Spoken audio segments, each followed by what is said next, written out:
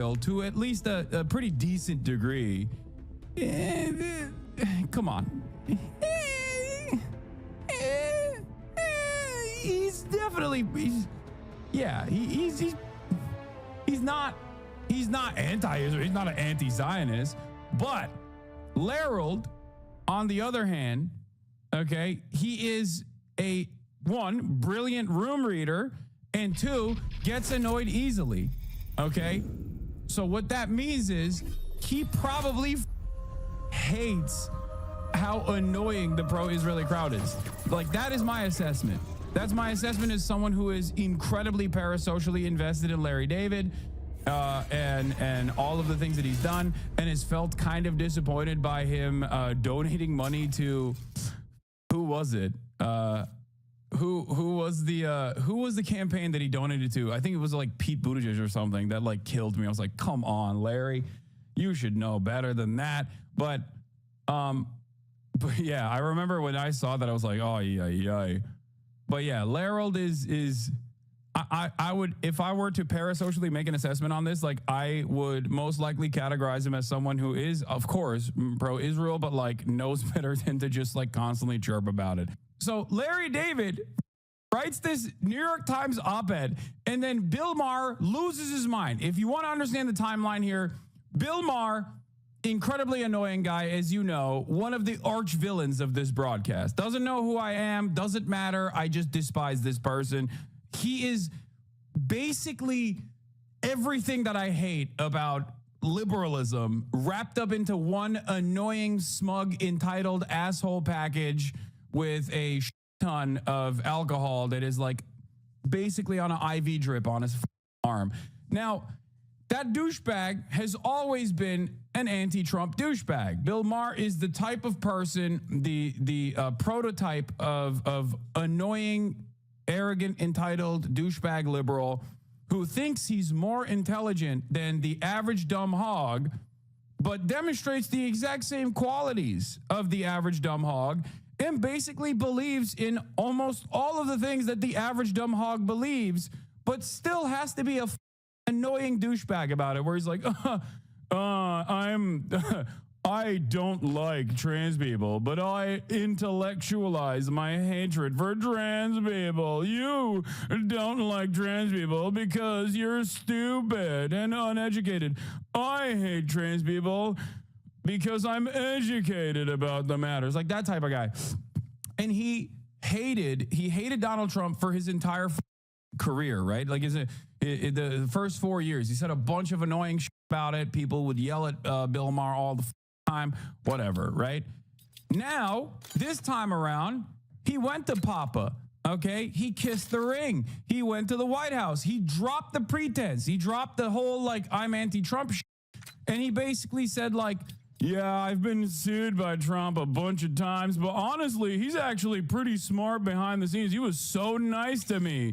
100 millionaire who also is a douchebag racist. I wonder why he was so nice to me.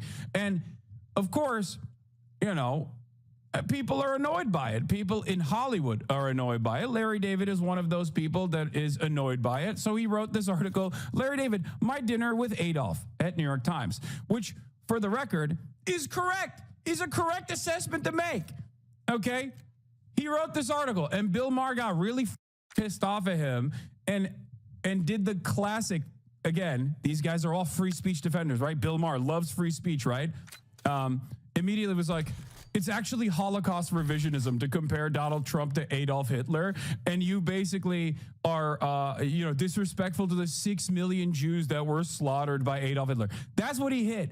He hit the this is disrespectful to the victims of the Holocaust line so fast in a conversation that he was having with, I forget who he was talking to. I think was it some right-wing guy that he was talking to?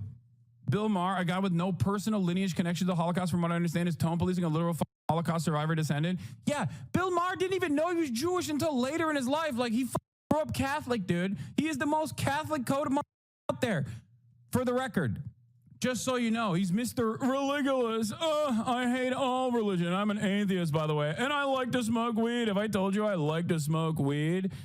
Oh, it was him talking to. Yeah, I didn't even know he was Jewish until like a couple years ago. Yeah, he grew up thinking he was Catholic, at least his whole life, and then like found out that he had Jewish lineage like later. I think. I'm pretty sure. Seriously, I always thought he was Jewish. Bro, he has, first of all, that's anti-Semitic, okay? No, if you look at his energy and his vibes, he has the most annoying douchebag Christian pompous know-it-all attitude, okay? No. There's a very different vibe to. I literally did not know that he was Jewish until recently, or at least has like Jewish lineage, and I was shocked when I found out. He just has the most waspy attitude. I don't know how to describe it, even though he's not a wasp. He's a Catholic, but like he has the waspiest attitude. That's it. That's like he sounds and behaves exactly like an annoying, entitled, arrogant, northeastern wasp know-it-all who thinks he knows better than you about everything, even though he is a moron. Okay? So pompous, so arrogant. Also, if he was Jewish, he'd be funnier, okay? Automatically. That's it. That's the other side of the equation. Like, he's just so unfunny that I think it's up and disrespectful to American Jews to say Bill Maher is an American Jew. Okay? You can't make that joke. Well, I just did. Okay? Shut up. So, of course, Bill Maher himself has compared Trump's children to Nazis, obviously, because that's, classic, right? Classic. I mean, this was back in 2016.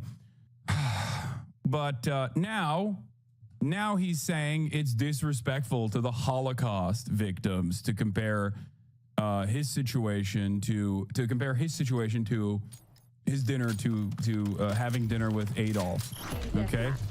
Where does anyone have the clip where he talks to Piers Morgan? Do you guys have that clip? I want to pull it up. I want to pull up the Bill Maher clip, like him complaining about the article. Or I guess like we can start off by reading this article. It's only 4 minutes long.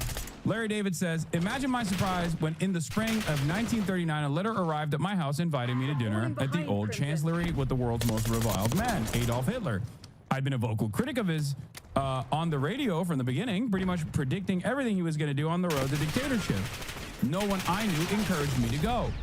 He's Hitler. He's a monster. But eventually I concluded that hate gets us nowhere. I knew I couldn't change his views, but we need to talk to the other side, even if it has invaded and annexed other countries and committed unspeakable crimes against humanity. 2 weeks later, I found myself on the front of the steps of the old chancellery, and I was led into an opulent living room where a few of the Fuhrer's most vocal supporters had gathered. Himmler, Goering, Leni Riefenstahl, and the Duke of Windsor, formerly King Edward VIII. We talked about some beautiful art on the walls that had been taken from the homes of Jews. But our conversation abruptly ended when we heard loud footsteps coming down the hallway. Everyone stiffened as Hitler entered the room. He was wearing a tan suit with a swastika armband and gave me an enthusiastic greeting that caught me off guard. Frankly, it was a warmer greeting than I normally get from my parents, and it was accompanied by a slap on my back. I found the whole thing quite disarming. I joked that I was surprised to see him in a tan suit because if he wore that out, it would be perceived as un-Fuhrer-like. That amused him to no end, and I realized I'd never seen him laugh before. Suddenly, he seemed so human. Here I was prepared to meet Hitler, the one I'd seen and heard, the public Hitler. But this private Hitler was a completely different animal. And oddly enough, this one seemed more authentic, like this was a real Hitler. The whole thing had my head spinning. You know what's really funny about this? It is verbatim the Bill Maher monologue, and he just changed out the names of the people and the way that Bill Maher reflected on his meeting with Donald Trump, with Adolf Hitler and his cadre of freaks. That's it. This entire op-ed is just literally bar for bar what Bill Maher said about meeting Donald Trump. That reads like. Yeah, and he had a convo with Piers Morgan here. We'll take a look at that, of course. Bill Maher talking about his dinner with Trump at 8:30, and then afterwards we'll get to the Larry David piece that he was upset about at 11:30 in that video. But he said he was starving and led us into the dining room where he gestured me to sit next to him. Goering immediately grabbed a slice of pumpernickel, whereupon Hitler turned to me, gave me an eye roll, and then whispered, "Watch. He'll be done with his entire meal before you've taken 2 bites." That one really got me. Goering, with his mouth full, asked what was so funny, and Hitler said, "I was just telling him about the time my dog had diarrhea in the Reichstag." Goering remembered. How could he forget? He loved that story, especially the part where Hitler shot the dog before he got back into the car. Then a beaming Hitler said, "Hey, if I could kill Jews, gypsies, and homosexuals, I could certainly kill a dog." That certainly got the biggest laugh of the night, and believe me, there were plenty. But it wasn't just a one-way street. With the Fuhrer dominating the conversation, he was quite inquisitive and asked me a lot of questions about myself. I told him I had just gone through a brutal breakup with my girlfriend because every time I went someplace without her, she was always insistent that I tell her everything I talked about. I can't stand having to remember every detail of every conversation. Hitler said he could relate. He hated that too. What am I, a secretary? He advised me. It was best not to behave anymore. It was best not to have any more contact with her, or else I'd be right back where I started, and eventually I'd have to go through the whole thing all over again. I said it must be easy. I said it must be easy for a dictator to go through a breakup. He said, "You'd be surprised. There are still feelings." There are still feelings. That really resonated with me. We're not that different after all. I thought that if only the world could see this side of him, people might have a completely different opinion. 2 hours later, the dinner was over, and the Fuhrer escorted me to the door. "I am so glad to have met you. I hope I'm no longer the monster you thought I was." "I must say, mein Fuhrer, I'm so thankful I came. Although we disagree on many issues, it doesn't mean that we have to hate each other." And with that, I gave him a Nazi salute and walked out into the night. So he basically just said, he basically just wrote this article. It's a satirical op-ed talking about, comparing Bill Maher's experience normalizing and like defending Donald Trump to Bill Maher doing this for Adolf Hitler, right? And that's an understandable comparison to make. It's one that Bill Maher has made time and time again, and especially in his second term. If you guys remember, if you were in here in the first Trump tenure, I said over and over again that he was a proto-fascist, that he wasn't a full-blown fascist, that he did not have the ideological motivation to implement fascist policies, even though there was a lot of white nativist policies that he implemented. But he wasn't like trying to, he wasn't coherent enough in his worldview where he was trying to implement some sort of like administrative control in the same way, right? And I was right. In the first term, he was a proto-fascist. He had the instincts for it, fine. That's narcissism. That works really well. But this time, it's a little different. Why? Because all of that narcissism and vengeance is allowing him to perfectly align with the interests of the Republican Party in perpetuity that wanted to do unitary executive theory that is now giving Trump, or rather, Trump is a perfect vessel for these sorts of actions. And they have been taking steps to implement this agenda. We are here already, right? We're here. They arrested a judge yesterday. They arrested a judge, claiming that the judge was actually obstructing justice, right? So TMR played this clip today from 2018 at 6:27 of Bill saying the exact same thing to Geraldo. Where is it? At 6:27? Oh, they're both. You know Trump is my friend. I've known Trump for 40 years. I don't have to. I don't have to. He didn't. So did Trump. He didn't. So did Trump. I interviewed Trump. He didn't remain my friend when I felt he had a certain moral lapse. Well, in my family, my wife agrees with you. She doesn't like his policies on so many things that I've already listed, so she just can't stand the guy. I'm different. I can separate the man who's always been gracious to me, always been nice to my family. You know, we were on Celebrity Apprentice together every day for 6 weeks. I've known him really through every shit. He's running the world now. What does that matter that he was nice to you at Thanksgiving? Geraldo, I'm not trying to be an asshole to you. You're a smart guy. This befuddles me. But I looked up to you. You know, if you don't look up to me because I'm still friends with the President of the United States, then shame on you, not on me. I don't look up to you because the President of the United States is doing the things that he's doing. Who liberated the developmentally disabled? I mean, seriously, who stood shoulder to shoulder with the GIs in all of those places? Yeah, so he's a hypocrite. We know that already because Bill Maher got access this time around. This is from 7 years ago. Remember, April 6, 2018. Now Bill Maher is doing the Geraldo Rivera take, ironically enough. And it's actually really interesting that he's doing it right now because Trump is even worse than he was the last term. Trump is worse than he was the last time around. This isn't to say that he was fine the last time around. I think the comparisons of Trump being a fascist or comparisons to Adolf Hitler were perfectly apt even back then. But it is hilarious to me. It is hilarious to me that he is now he's now watched this administration become even more competent, okay, as his popularity is cratering due to a multitude of different reasons. And Bill Maher's like, now is my time. Now is my time to shine. I will defend him from the reasonable center. It is insane to me. Do you have the Zaid thread? I want to see the Zaid Jelani thread of Bill Maher calling Trump Hitler over and over again. I think part of the reason why, Bill Maher complained about Larry David's satirical op-ed saying that making jokes invoking Hitler is insulting the Jews. Now, there are a million different instances where the human version of Brian Griffin, Bill Maher, actually that's an insult to Brian Griffin, I'm not going to lie, but Brian Griffin's human version, I guess, but a significantly worse version of Brian Griffin, has made these comparisons, okay? He's made these comparisons and a lot more. And yet here he is crying to Piers Morgan about Larry David making this apt comparison. People have been in the news that entire time. Donald Trump, Elon Musk, and Bill Maher. So my first question is, do you like being the story rather than talking about the stories? You know what? Yeah, the fascist was nice to me, therefore he's forgiven. The white supremacist was nice to me, a white person, therefore he's forgiven. Yeah, it's like when people who are pro-Israel will be like, "Oh, I don't know what you guys are talking about. I went to Israel and it was awesome." It's like, yeah, dude, you defend Israel. Like, of course, especially if you're Jewish or Christian and you're a prominent defender of Israel. If you're Douglas Murray and you're there to do a propaganda tour, yeah, they're not gonna, they're not gonna treat you poorly. Okay? Yeah, no, you moron. It's so dumb. Of course Trump is nice to you. You're also a very wealthy, rich Hollywood douchebag.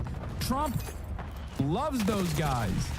Yeah, if you're Jewish but have never stepped foot in Israel, they will literally give you land. Like, what are we talking about? It's like, dude, it's awesome. I don't understand what you're talking about, dude. I grew up here, and they want to give me a free house in the West Bank. The f do you mean? It's awesome. Yeah, it's awesome to you. That's kind of the problem. That's the whole point that we're making here. It's awesome to some and really bad for others. Others who used to be in the house that is now being offered to you for free. Thank you for the gifties. Open Up TV. Thank you for the 10 gifted.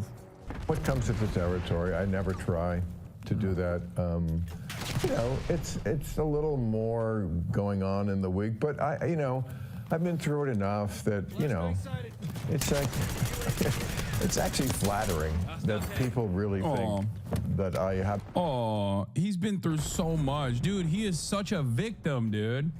He is such a victim, dude. He is, God, society will never live down the shame of harming this beautiful man over and over again.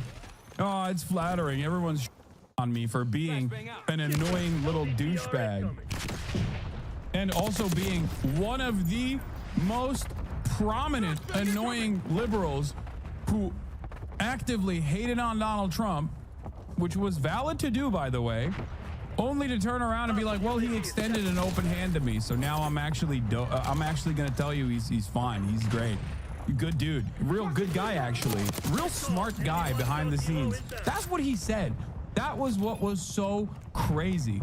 The fact that his take was, well, I thought Trump was an idiot and that's why I hated him, but it turns out he just presents himself as an idiot on television. That makes it worse, man. That makes it worse. That makes the situation worse. That means he's like deliberately. I don't even believe Bill Maher on that, by the way. I do think Trump, well, he thinks he's so smart, of course, so he searches similarities to his president. So look, the point I was making glazing Bill Maher. I was not glazing Bill Maher. Bill Maher pivot to Donald Trump. No, Fiona. No. Get away. No. Fiona, no. Go to your bed. Go to the couch. Oh. Oh gosh, she's gonna. No, Fiona. Fiona, no. She's trying to push through the gate now. She's literally trying to push through the gate. She's like, oh no, I have to come in here. Okay. Fiona, go to the couch. Baba çağırır mısın oraya? Go. Fiona, go. Go. Oh God. Fiona can't be imprisoned. No, she wants to be imprisoned. She wants to be imprisoned. Anyway, my point that I was trying to make was this, okay? Trump being intelligent behind closed doors or being incredibly stupid behind closed doors doesn't matter. Trump's actions and the implementation of his agenda is what matters. The impact of the president's actions is what matters. George W. Bush was a moron. George W. Bush also is one of the worst presidents in American history of all time. A global destabilizer. Did he make those decisions personally? No, Dick Cheney did. We all know that, but it does not matter. The fact that Dick Cheney was the mastermind and the architect behind the war on terror does not change the reality that George W. Bush signed off on it as the president, and therefore he is still culpable. Okay?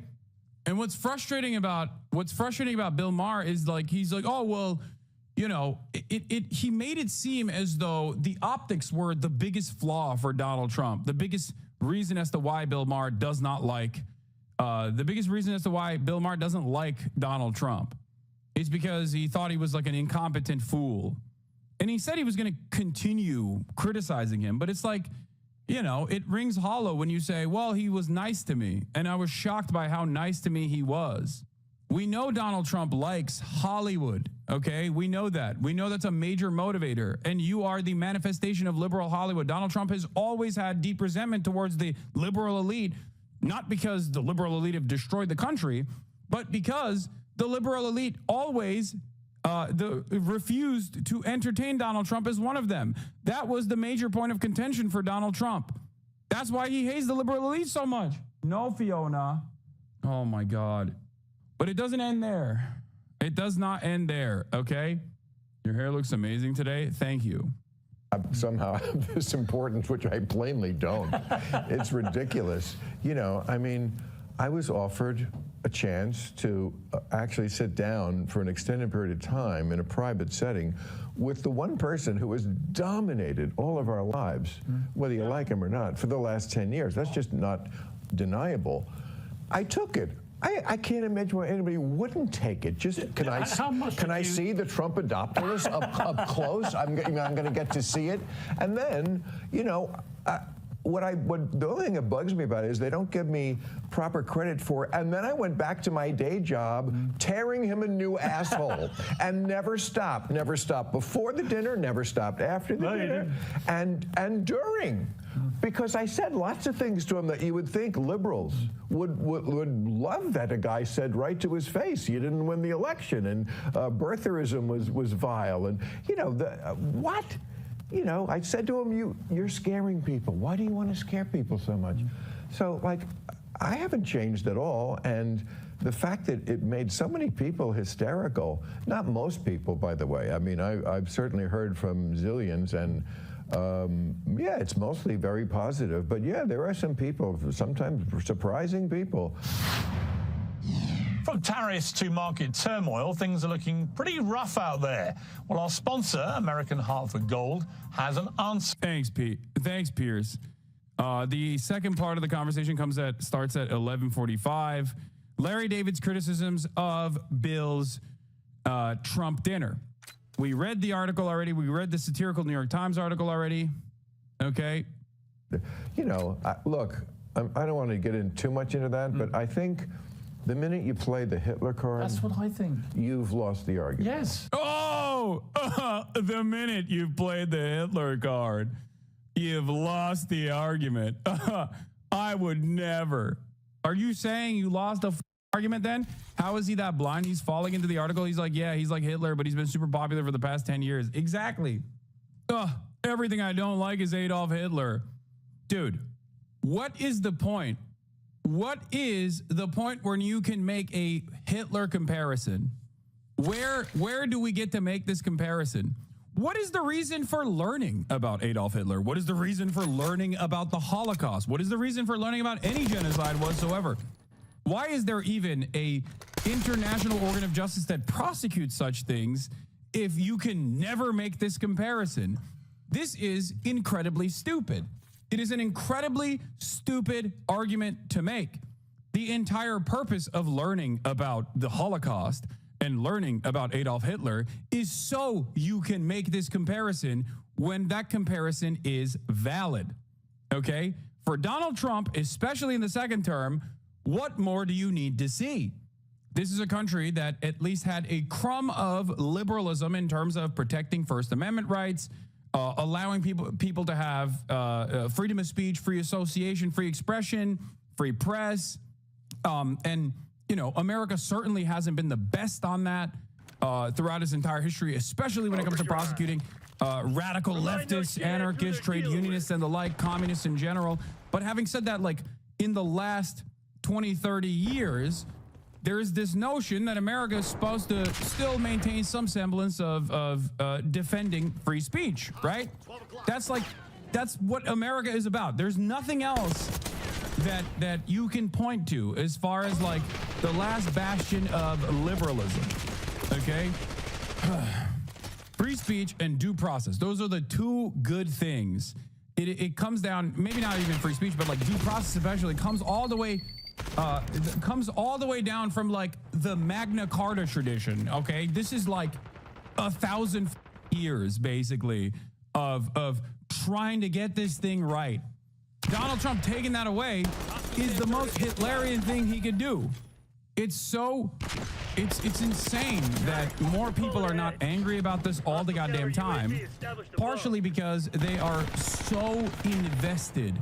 so incredibly invested in managing the unpopularity of the apartheid state doing a live-streamed child holocaust. As I tweeted about last night, I said, actively trying to manage the unfavorability of an apartheid state that's doing a live-streamed child holocaust has collapsed the already limited credibility the West had about defending liberal democratic values. This is what happened in Germany. A pro-Palestine activist was convicted in Berlin for incitement to racial hatred for asking, have we learned nothing from the Holocaust?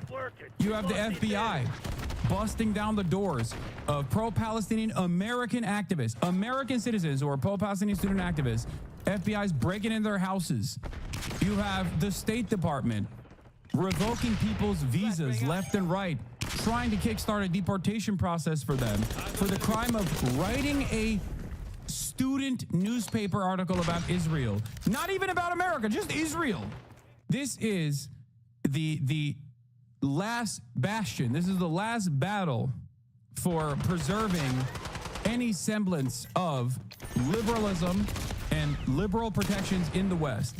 Okay, once all of this falls apart, it's done. It's over. The whole Western world is entirely fascist. The most indefensible version of fascism and the most indestructible version of fascism is upon us. This is why I say this is a scary time to be alive, because there is no anti-fascist counterbalance here. There's no like allied coalition, and it's here. And of course, people will say this was happening for quite a while, and I understand that. I am an anti-capitalist in the United States of America. This accelerated post 9/11, but it existed before 9/11 as well. But it scales upwards, okay? It is an unstoppable force unless someone just says, we're done with this. We have to go back. We have to return to the tradition of liberal democracy, at least theoretical liberal democracy. Do you understand? Because throughout time, we've had the McCarthyist trials, we've had purges, we've had internment camps for the Japanese during World War II. We've had dark moments in recent U.S. history as well, right? That's true. But all of those dark moments have marginally moved the needle in this direction to finally get to a position where someone who has the motivation, and the Trump administration certainly has that motivation, to just completely rewrite this fundamental principle. And once it's rewritten, once that precedent is set, it doesn't matter how you open that door. It can be over Israel, it can be over anti-Semitism, it can be over whatever you want to have that conversation over. But once that precedent is gone, once that legal protection is gone, once due process is gone, it is impossible. It is impossible to return to a system where those values will be preserved without some kind of violent revolution or some kind of military coup. Okay, so the fact that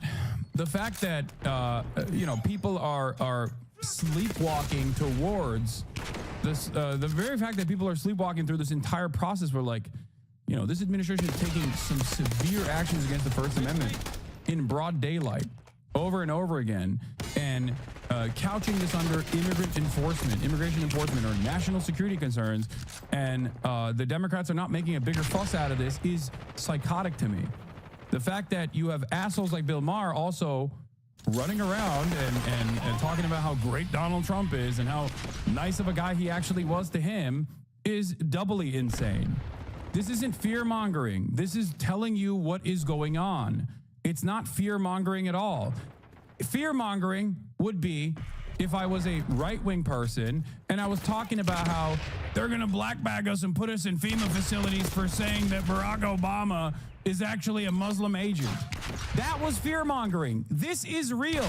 Every single time right-wingers have talked about First Amendment violations because, I don't know, they said the N-word and got banned off Facebook, that was fear-mongering. That's not a real violation of the First Amendment. A real violation of the First Amendment is when the government interferes in free speech, when the government offers penalties for free speech, for exercising your free speech. Fear-mongering is when right-wingers say they're coming after your guns. Fear-mongering is when people say they're coming after Christianity. That's fear-mongering. There is no real threat to any of these things. This is real. This is happening right now. This is just me explaining what is happening at this very moment. So if you feel fear when you understand the things that I'm saying, my warnings, if you heed my warnings and you feel fear, that means you recognize the damage and you recognize the potential long-term impacts. Okay? When someone says, they'll throw you in the slammer for saying Merry Christmas, brother, that's fear-mongering. That's not real. Do you understand? That's not a real thing. That's not happening. You're just making that up. But when you say what is currently taking place, someone got black bagged in the middle of the street by plainclothes ICE officers for the crime, in air quotes, of writing an article that criticized a foreign nation. That's not me fear-mongering. That's what literally took place with Rumeysa Öztürk. That is precisely what happened. She's a Fulbright scholar at Tufts University. And the reason why they put her in a detainment facility was because she wrote an article criticizing a foreign state. And it's on video. It's not like this is speculation. It is straight up on video.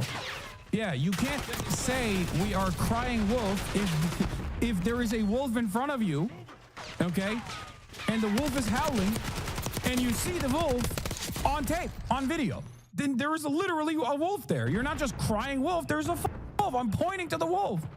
And also, I must say, you know, come on, man. Hitler, Nazis, nobody was been harder about and more prescient, I must say, about Donald Trump than me. I don't need to be lectured on who Donald Trump is. Just the fact that I met him in person. Well, it seems like you do need that.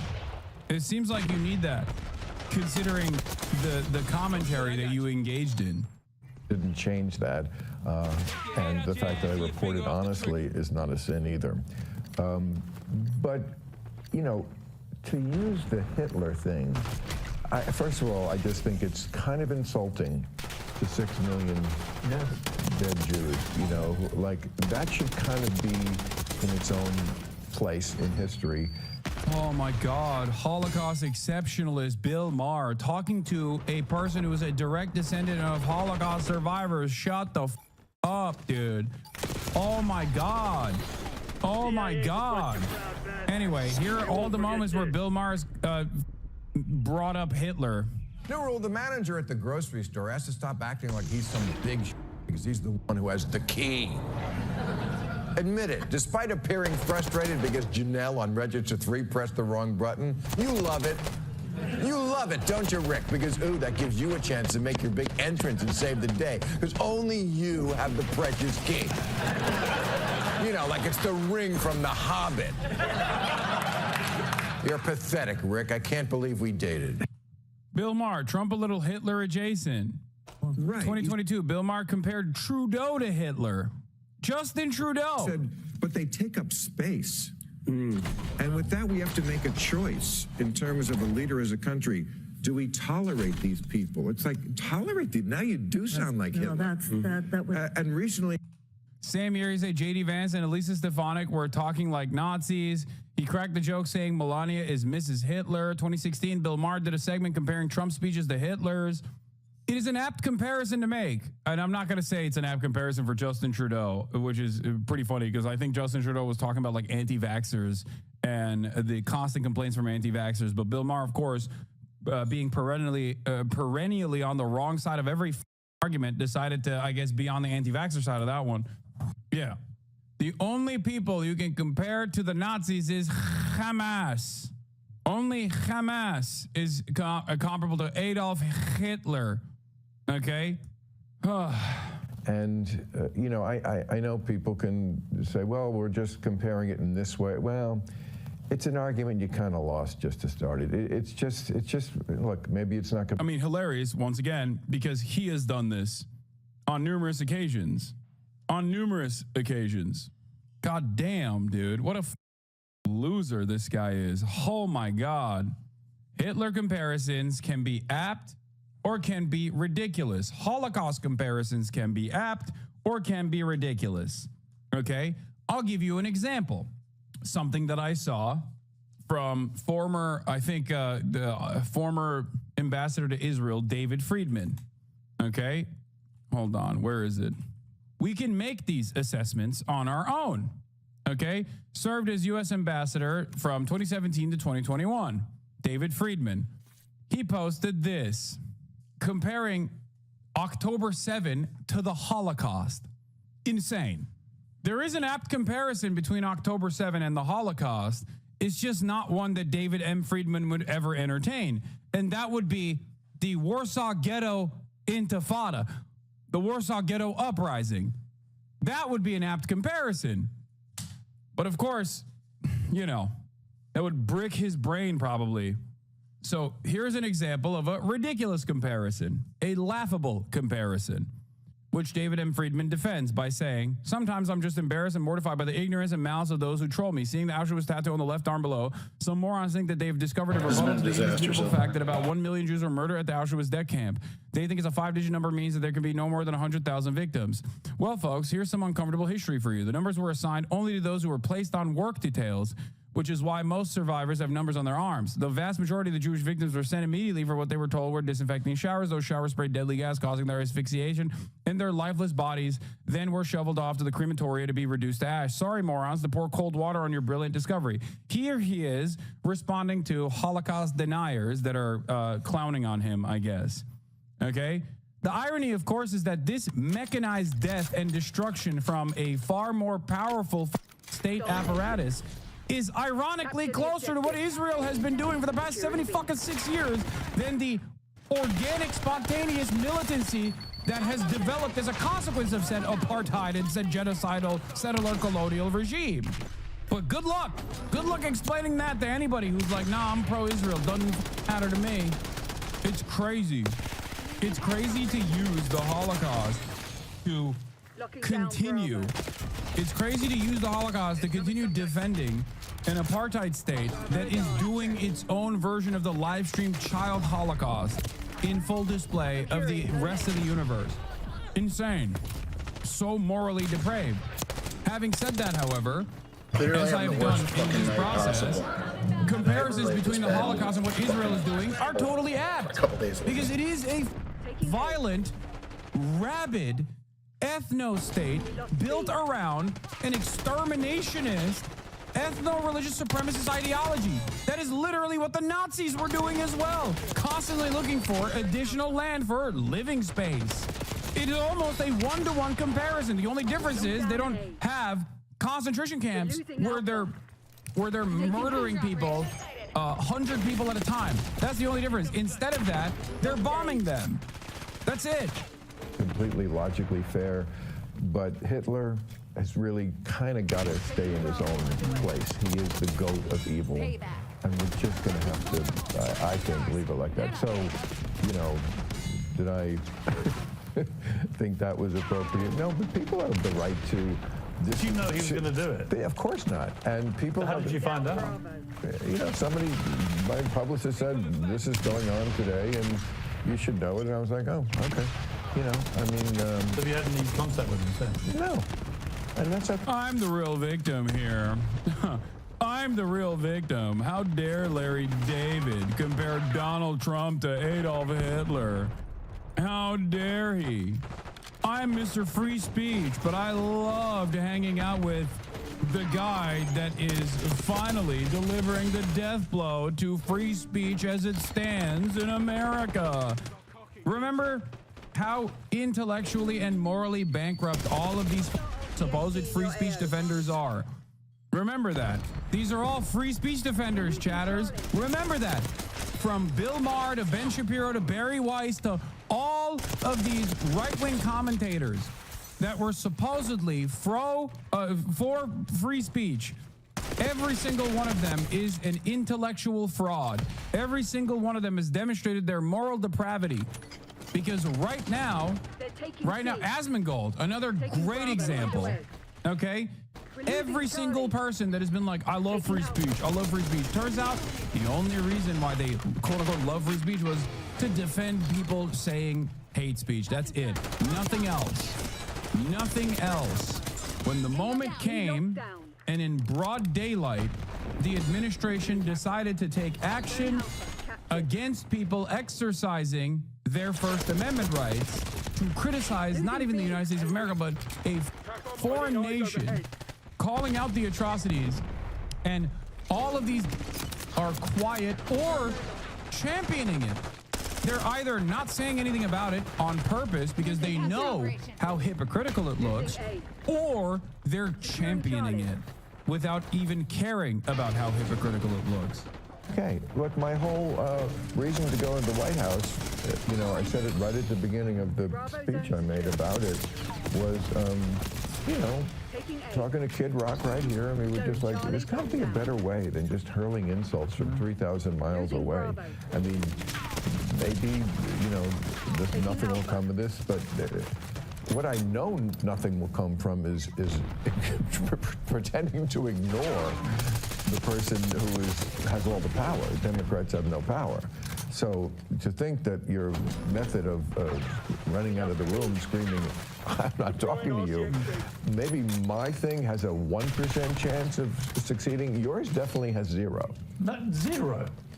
And the final thing I'd say about the Larry David is I read it. I was just like you. I find it really strange because, like, it's not like, dude, it's not like he had that conversation and, like, convinced Donald Trump to not do some of the things that he's doing. Like, you have to look at this. You have to look at what took place here. Bill Maher going and visiting Donald Trump and having this, like, back and forth and whatever. And in the aftermath of that back and forth, like, how he accounted that or recounted that experience, right? In that process, who won? Okay, who got more? Who gained more out of that? If Bill Maher seemingly cared about upholding these, like, liberal values, for example, okay, did he get anything out of that other than, you know, having direct access to Donald Trump? No, he didn't get shit out of it. It's not like he was able to convince Donald Trump to stop, I don't know, deporting people. He didn't get anything. You got a Trump hat, and Trump got a lot out of it. He got a hater, a liberal, a very loud liberal hater of his who only hated him on the optics anyway. He didn't have real smoke for Donald Trump in the way that, like, I do, for example. He got that guy to turn around and say nice things about him. So you got duped by a moron, is my point. Like, that's what's so crazy about it. This guy is not the most brilliant guy. You understand?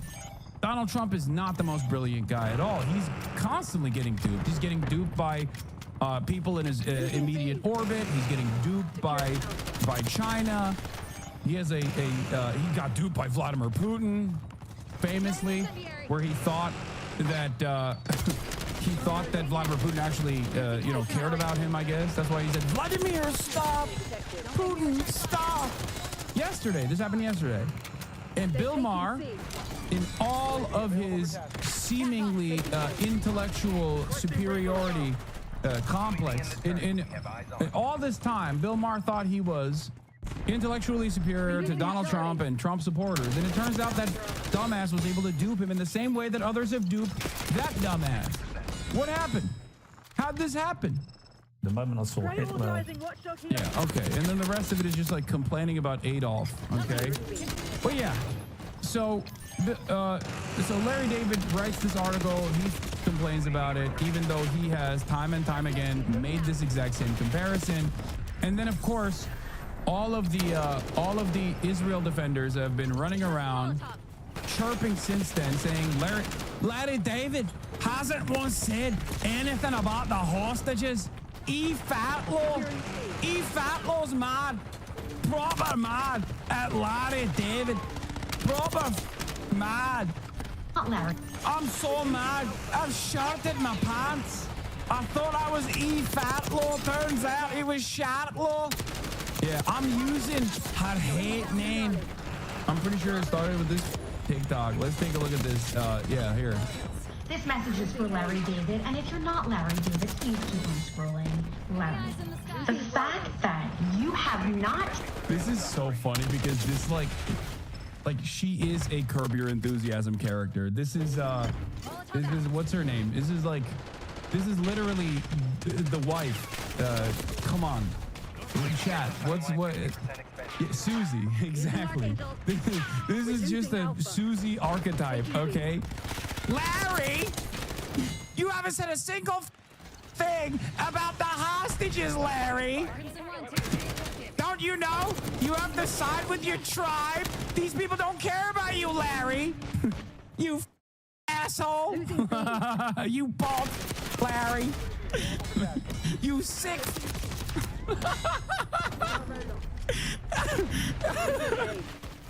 Oh, it's so awesome. Oh, what the how is your Susie so good? Because I am a real one. I'm such a real one. I'm such a real Larry David fan. HBO still sends me promotional material for Curb Your Enthusiasm. Even HBO knows I love Larold.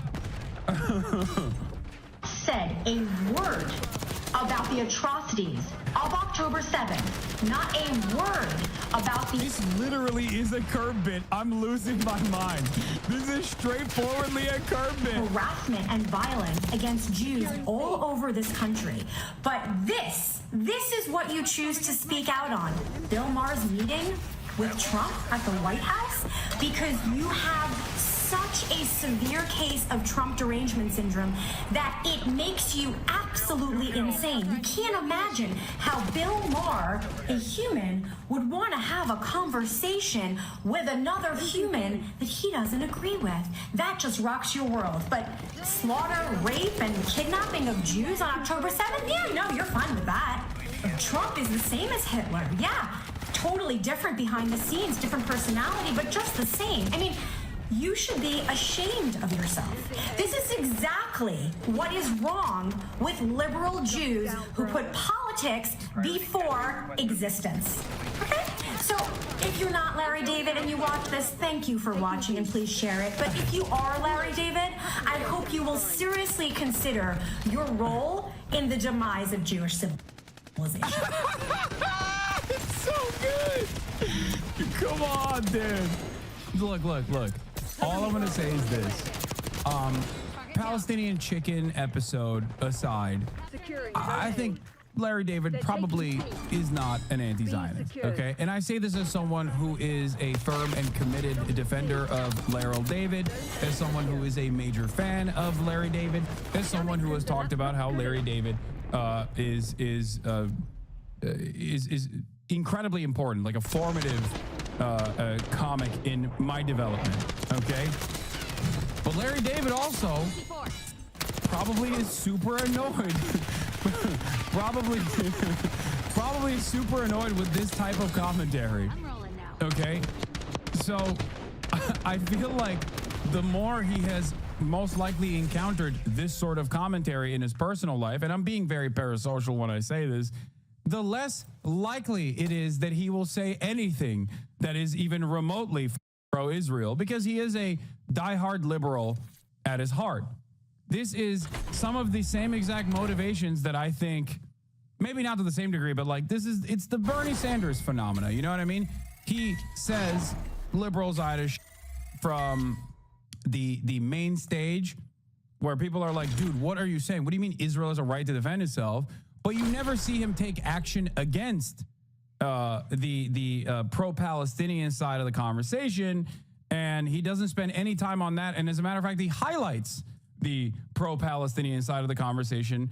But you know, his own personal contradictions are still obviously there. Okay, it's because Larry David most likely, you know, understands that this is an indefensible position.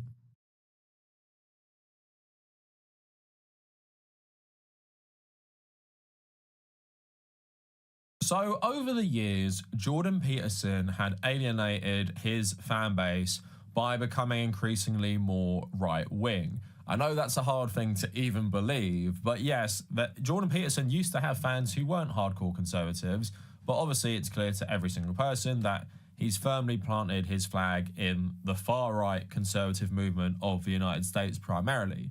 And he's lost, obviously, a load of old fans who liked his self-help stuff, but he's gained a lot of new fans in the conservative movement. Now, what Jordan Peterson, to me, served as in the conservative movement was, since the beginning, a way to intellectualize misogyny. Not saying I found Jordan Peterson particularly intellectual, but he obviously was someone who had taught at very prestigious universities, and he had the credibility. So when he's saying like really misogynistic things, even back in 2017, the way he spoke about it in this more like academic way ensured that he got a lot of people saying, or defending him, saying, you know, he's not sexist, he's not misogynist, you just can't understand what he's saying. And as someone who's made videos about him since 2017, when he literally first emerged, I've got that criticism myself. And also, to a lot of leftists, we also know Jordan Peterson seems like he's not well. Because I haven't been on Twitter much over the last like year and a half, and you know, I haven't used it properly all this year. I don't really see him anymore. But I do have my own personal experience of him, because he actually called me out on Twitter for saying the very uncontroversial statement that, yeah, fascism is worse than socialism. And sadly, Jordan Peterson has found me. He's found me on Twitter. He's responded to one of my tweets. And of course, what happens when Jordan Peterson does this? All my mentions are flooded by fascists saying the most unhinged stuff to me. And of course, it's also very fitting that the tweet he was responding to was me saying that anyone who thinks communism is worse than fascism is a fascist, which is just a fact at this point. Jordan Peterson wrote me an old haiku, but yeah, from posting like Joker images all the time, it seemed like he wasn't really well. A big thing recently is he started calling people on the right, the woke right. People on the far right started calling him woke, and it's all over the conservative split over how much you should support Israel. And this actually involves the Joe Rogan podcast, because Joe Rogan had a debate between Douglas Murray, literally one of the most disgusting pro-Israeli voices in the entire Western media. And I think he was against a guy called Dave Smith, who is like a libertarian YouTuber. I'm not that familiar with him. Not sure why he was the person, debating for the Palestinian side, but they had a debate and lots of conservatives liked what he had to say, and they really hated what Douglas Murray had to say. And it's like a general split in the conservative movement for various different reasons. I'm not going to say every single person who supported Donald Trump for president and has a problem with Israel is motivated by anti-Semitism, because even to people who vote in bad ways, I guess the images coming out of Gaza might motivate them to think that's too much. Or you could have a principled isolationist stance where you're like, why are we funding that? Like, why the fuck are we funding that and not funding our own things? I know it doesn't make any sense to people who understand politics that, yeah, like, if you're a conservative criticizing the US government for funding Israel, why don't we save money for like our own domestic problems? Why the fuck are you voting Republican then? Because even if they do save that money and don't give it to Israel, they're not going to spend it on anything good. Look at what Elon Musk has done, like literally gutting the federal government and all aid programs, right? But as I've constantly said in many videos, most people don't understand politics. So there are people like that. And you could call it co-worker politics, you could call it whatever, but there are people who would have a problem with what Israel's doing for multiple reasons that have nothing to do with anti-Semitism. And as I've covered on this channel, a lot of conservatives only have a problem with Israel because it's Jewish. And they often pretend they're pro-Palestinian to push like real Nazi-level anti-Semitism. So a lot of these types together are now hating on Jordan Peterson because he's advocating for Joe Rogan not to have pro-Palestinian voices on. Not that he's ever had that many compared to pro-Israeli ones, including, you know, the vice president and the current president. So I want to talk about all of this today. And on a like relevant topic, I did a fundraiser at the end of last year, going into this year. Thank you so much to everyone who donated. We did a fundraiser for medical aid for Palestinians. I think we raised like over £13,000. It's absolutely insane. And my girlfriend is actually running a half marathon in Hackney soon. And she is raising money for the same organisation. So medical aid for Palestinians again. If you want to go donate anything, there is a funding goal of just £500. Let's try and make this happen. I'm going to promote this probably like in every single video. And let's all support my girlfriend Holly's half marathon. She's been working really hard and she's doing it for a really good cause. So let's all support her and let's help medical aid for Palestinians again on this channel. So now let's get into the actual video. So Jordan Peterson went on the Joe Rogan podcast and basically in the aftermath of this Douglas Murray debate, he questioned Joe Rogan having pro-Palestinian voices on. Now, every time I have used a Joe Rogan clip, I have been like copyright claimed by his channel or whatever. So I'm not going to show you the actual clip. Breaking Points actually made a video where they showed the clip. I don't know if they have some sort of relationship with him where he doesn't claim that revenue from their videos for using this clip, but have a look at that. I'm just going to describe to you what old Petey Boy said. So basically on the podcast, he criticized Joe Rogan's guests and asked him like, should you platform certain people? Which Why are these is actually dogs something in my I spoke about before. lobby? Considering all the terrible people Joe Rogan has on like one after another, like in the lead up to the election, he literally had like the world supervillains all on his podcast. He also said in this that the right is being taken over by psychopaths. And he said, I think virtualization has enabled the psychopaths. It's a terrible thing because psychopathic types are always the death of everything. I've seen this come up on the right now. I've been working on a new theory of political psychopathology and I like it quite a lot.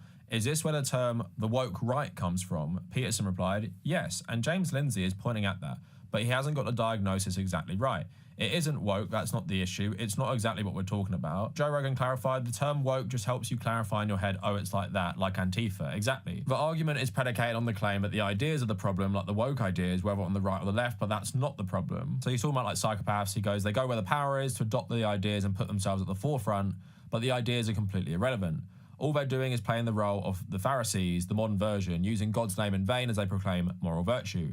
Doesn't matter if it's right or left, Christian, Jewish, or Islamic, they invade the idea of the space and use those ideas as a false weapon to advance those narcissistic advantage. The left got hit first, now it's the right's turn. The right is going to face this more and more, particularly because the left had to face it when they were in power. So how do you identify the psychopathic parasites, 4% of the population, clothing your clothing, waving your flags, narcissistic benefits? So on Twitter, he clarified this more, the 10 markers of political psychopathology. I'm not going to read them all, but saying like self-positioning yourself at the extreme edge of groups, pattern of repeated public protests, false cries of victimization, aggressive calls for reparation or vengeance, absence of remorse, guilt, or empathy. So Jordan Peterson was in this specific instance calling out like the woke right, whatever the fuck that means. Like, is he actually saying that like out Nazis are woke or some shit like that? I guess what they're saying is, in this instance, woke means extremists. So not all leftists are woke, or not, you know, as they understand it.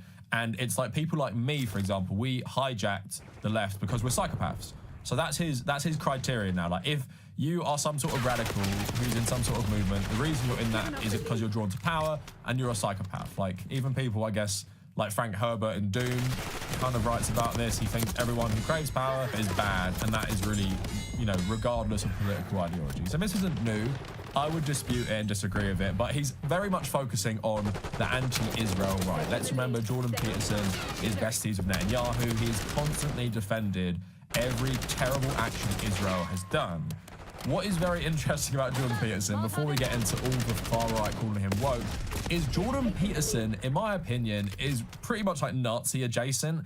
And to maybe people coming across my channel for the first time, you might find that weird. I actually made a video a couple of years ago, I think it's one of my better videos, speaking about Jordan Peterson's lectures and basically how he speaks about the Nazis in Germany. It's pretty much insane. And in my opinion, Jordan Peterson admires the Nazis and he whitewashes the Nazis. And you can check out my video, it's very long. I go through all his public statements. And he pushes every single revisionist myth about the Nazis to make them seem better than they were. Even to whitewash Hitler's anti-Semitism, which might remind you of another person. He is the Prime Minister of Israel right now, who constantly does this as well. And Jordan Peterson's banging on about cultural Marxism in the past. That is literally like a Nazi conspiracy, right? So Jordan Peterson, for a long, long time, has been very far right, but he has intellectualized and used academic language to basically convince people what he's saying isn't like literal Nazi propaganda, when it is. And there's been many other videos on this as well. I'm not the first person to say that. So that is why now it's so hilarious that, because the logical conclusion of most far-right extremists and extreme voices, you'd imagine they'd support Israel, because Israel is a hyper-militarized ethno-state doing a terrible thing to now the group the West deem subhuman. And just Muslims from Arab countries are basically the #1 villain at the moment. So you'd think that most Nazis would like that. And Jordan Peterson likes it, but what a lot of people get hung up on the far right is they don't like Jews. So while they might hate Muslims, which nearly all of them do, they also hate Jews more. Where Jordan Peterson is the opposite, where he is an anti-Semite, he just hates Muslims more than he hates Jewish people. So you get like actual Nazi anti-Semites like Elijah Schaefer replying saying, Jordan Peterson cannot intellectually combat the rise of anti-Zionism and racial consciousness in young white men. So he's resorted to calling them psychopaths after the term woke right failed to help his side. The kind of arrogant rhetoric is why they've lost young minds. Jack Posobiec, again, an actual open fascist. Is this the same guy who recently said saying Christ is king is something psychopaths do? People replying he's very cowardly. I remember he was a COVID nut job. I'm pretty sure Jordan Peterson is anti-vax as well, so I don't know what the fuck these people are talking about. Jordan Peterson has gone full woke. Sad to see. The Hodge twins. Let's be real. Peterson has called for policing extreme people that spread conspiracies and criticize Israel. Straight out of the woke playbook of censorship that we've seen the left do for years. Why does he want people censored? Does it have to do with him partnering with the ADL group that pushed for COVID vaccine mandates and called people extremists for saying Christ is king? It ain't extreme to put America first and not want our tax dollars funding corrupt countries in war, when Americans are broke and our country is going bankrupt. Douglas Murray said a lot of the same shit on Rogan weeks ago, and then he talked about how only experts should talk about these issues. That's when we started saying there's a psyop going on to divide Trump's base. You've got woke neocon Israel cucks trying to enable more war and divide the base. Then you've got America First patriots trying to hold it together who want peace and our money staying here. So yeah, lots of people on the far right are now calling Jordan Peterson woke. Now, to them, he is woke because he's pushing for censorship on the topic of Israel. And because Jordan Peterson talks about of his Jewish tradition and he is a Zionist, they consider that like a woke thing. I wouldn't consider being pro-apartheid, settler colonialism, and then destroying another civilization. I wouldn't consider that particularly woke. But again, these people see it as woke because they hate Jewish people. So if you're criticizing people for being anti-Semitic, that means you're like some sort of anti-racist, right? Which people who are principled fighters against anti-Semitism, of course, usually are woke. A lot of people like Jordan Peterson are actually anti-Semites who only criticize anti-Semitism when they see it as criticism of the Israeli state. So they're not actually woke in any way. And Jordan Peterson has helped mainstream a lot of actual Nazi beliefs and viewpoints. And it's just hilarious that the reason they're now turning against him is because he just supports Israel. And of course, you know, I welcome a split in the conservative movement wherever it, you know, is. I welcome more people turning against Israel. And sadly, a lot of people do listen to these fascists. And if more people are against Israel, that's a good thing. But here's the thing, right? And this is why I don't even understand the point of this MAGA civil war against Jordan Peterson, is at the end of the day, you all support fucking Trump, right? So Trump is hardcore supporting Israel. Why don't you hate Donald Trump? You're talking about dividing Trump's base, but I don't understand. Like, this is why their logic is so incoherent with the America First shit. Yeah, you might not like Israel doing these things, but Donald Trump again, is not using your tax money for anything good, right? So if he stops supporting Israel, you're not getting an improved standard of living. And because that argument makes so little sense, to me, people like these people I've read, it's pretty much primarily motivated by anti-Semitism, the same with Candace Owens. But it is also pretty clear that across the political spectrum, in America especially, but also the UK, increasingly people are not supporting Israel, and it's becoming a very, very unpopular, position generally, especially with the media continuing to try and gaslight us. But we just all know, especially younger people, even conservative, young white men who are obviously turning to the far right, even they are turning against Israel for a variety of reasons, because they've been brainwashed their whole lives to think that to be like an actual patriot of one country, you have to support arming and funding the existence of another country doing terrible things that have no impact on your daily lives. So thankfully, everyone is waking up.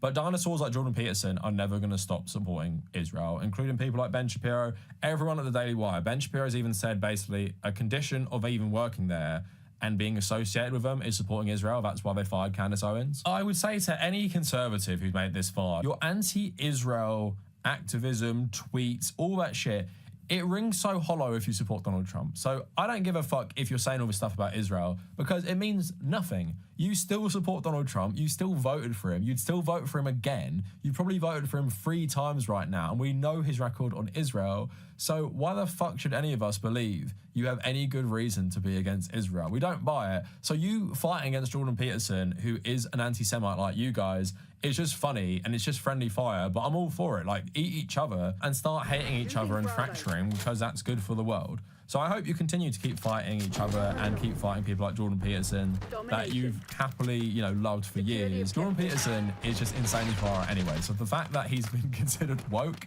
by anyone is just so fucking stupid. So anyway, that's it for the video. Let me know what you guys think down in the comments. And if you made it this far, thank you for watching.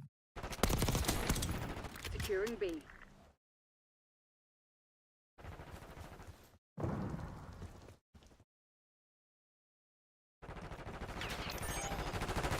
Bravo is ours.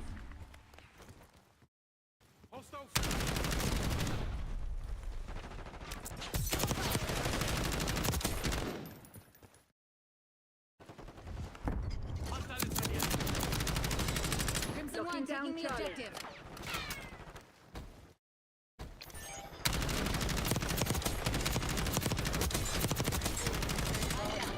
All locations locked down. Dig in and hold them. Give me eyes in the sky. UAV commencing surveillance operation. Driving RCXD.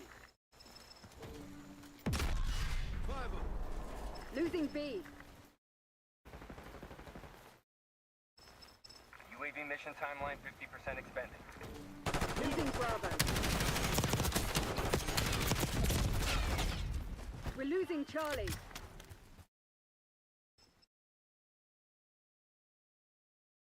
Mission timeline expired. UAV RTB. Oi, oi.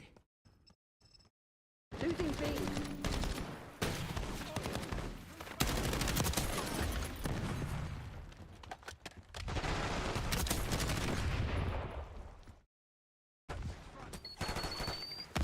We're losing Alpha. Deploying RCXD.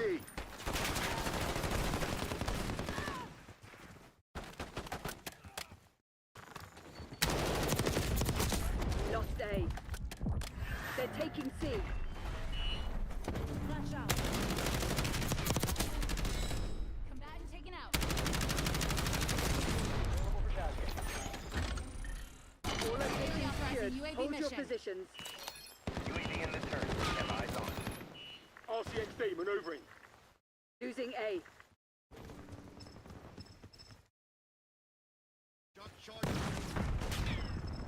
UAV MTL 50%. Check. RCXD activated. Operating RCXD. We're losing Charlie. Get kinetic. Losing Bravo. Priority tasking request received. UAV exiting your grid. We lost Charlie.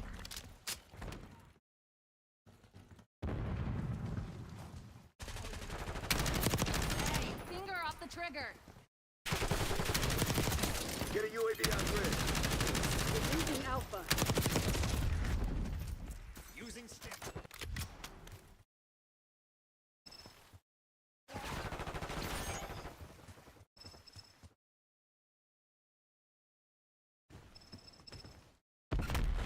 Losing B.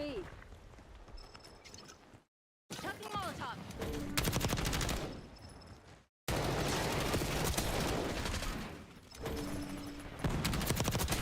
Flatlined him.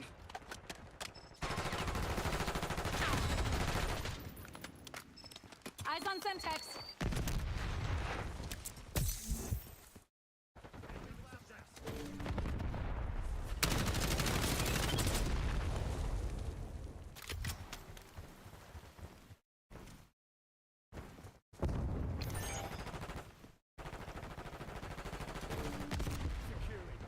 Taking C. All objectives locked down. Hold the enemy back.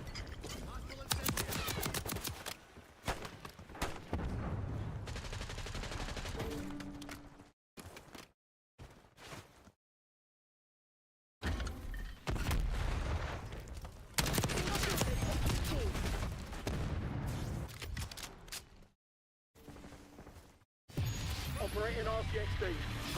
Losing Bravo.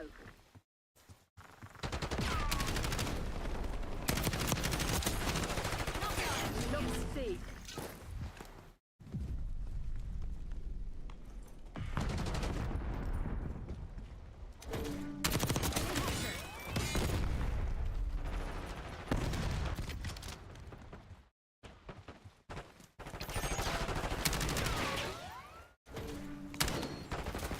Losing B. Enemy with Semtex. Securing C. Hostile field upgrade spotted.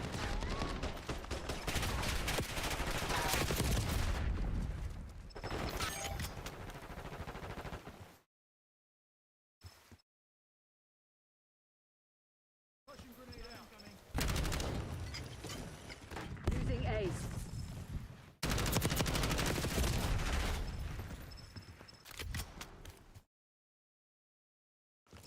Throwing incendiary. We're ahead, but stay alert. Marshall's people are no fools. Hostile incendiary.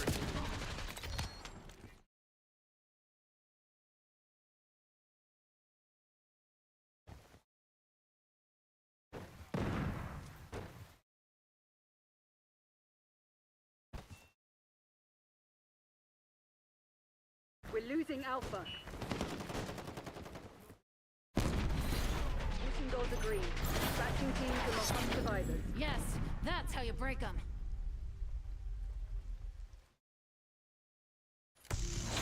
The debate dodging yesterday or the day before. I need to get on a call with you without any prerequisite. You don't have to watch the video. This is him talking to Hassan. I think it's time we talk it out. And let me say, and let me add in or not a caveat, but a prediction. I think that Hassan, being the ever coward that he is and always constantly moving the goalposts, will find a way to justify dodging it. If he's down to do it right now, I'm down to do it right now. If he's actually down to do it right now, I'll do it. 2 hours later. What a coward dumb bitch to challenge me now at 4 o'clock. What a loser. 2 long hours. I was doing the news, bro. 2 long hours? What do you mean by that? Nothing. I think... Yeah, I'm in the chat.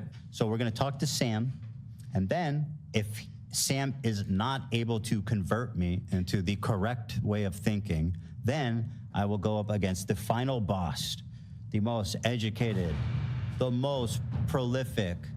I said yes 2 hours ago, Ethan. Bro, you're actually in my chat? Okay. Oh! All right. I didn't hear about it since did he really? I didn't hear about it till right now. Why is everyone just in the chat suddenly saying he wants to debate? Just like right now. And this is his chat from hours ago. He's saying he's down to debate right now. He's arguing with an H3 chatter on Twitch right now, saying how he'll do the debate. He's talking about Ethan right now and saying he's down to debate. How much of a loser do you have to be to say, I'll debate you right now, no prerequisites? And your chat is telling you that he's down, but you have to ignore it so that later you can be like, can you believe this coward didn't want to debate me? It's like, no, you know what I mean? Like, give me a break, bro. Anyway, it's not happening right now. It's late. Oh, okay? It's not happening right now. So I'm going to talk to Sam. Oh my God. Don't pick the time is during our show, not 8 a.m. just to be clear. Yeah. And not only that, I've got, whatever. I don't need to just, we're going home. I replied to Hassan in the chat. I said, we'll set it up. I got Oblivion to play. Like, I got to get out of here. I got a family and a crew. He didn't reply to me in the DMs. I don't know why. I made a YouTube video in February asking you to debate me. Hey, Swastika Boy, we have shit to do. I talked to you numerous times. Right. Thank you, everyone, for watching. This is such an absurd thing to lie about, too, because Hassan has been saying since day one he's down to debate. Not sure why you're. Today is Wednesday, which means Thursday is for members. No, it's because he wants to talk shit from his hug box. That's it.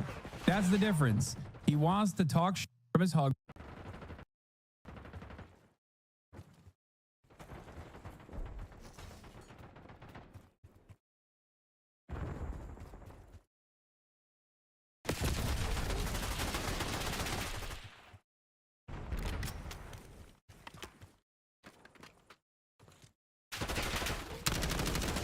Fuck!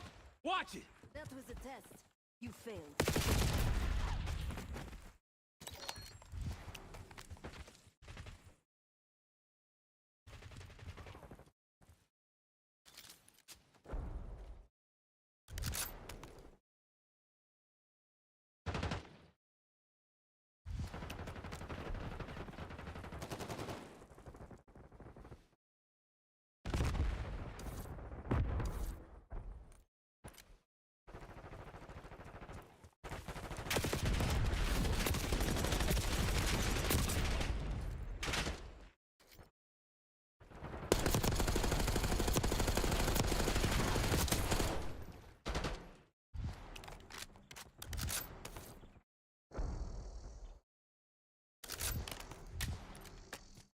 Decoy spotted.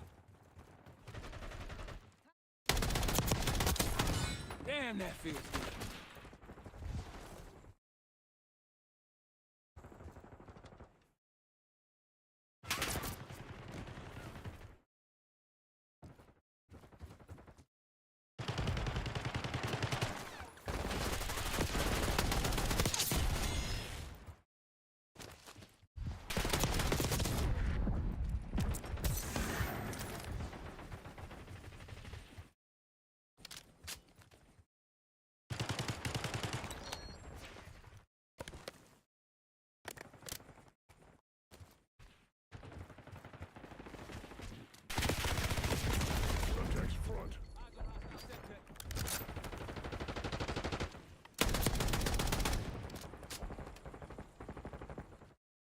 Enemy patrol.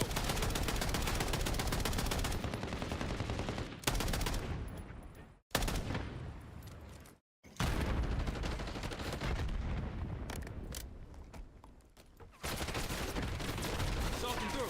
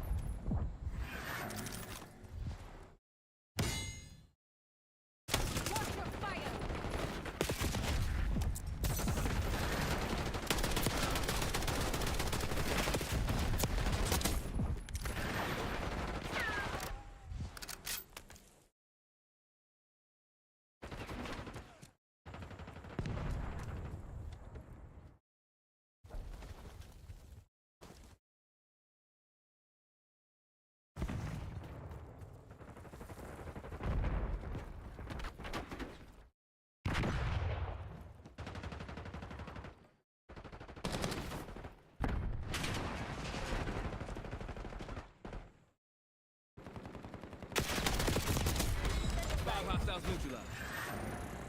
Marshal requesting UAV tasking. UAV commencing surveillance operation.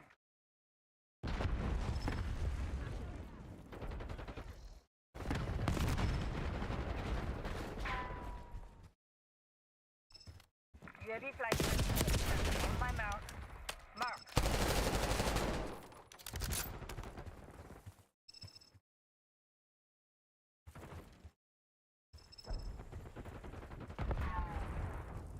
Priority tasking request received. UAV exiting AO.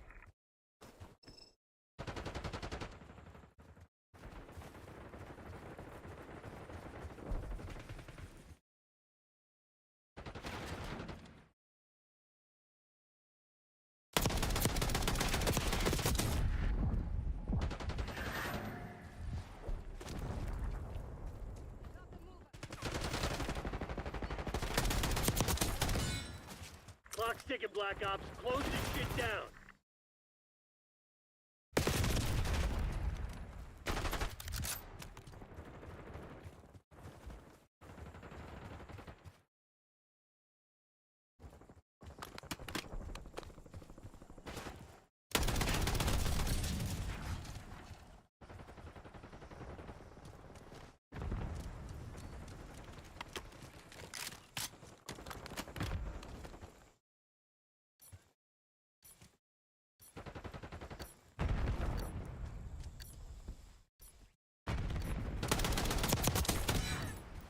Incoming grenade.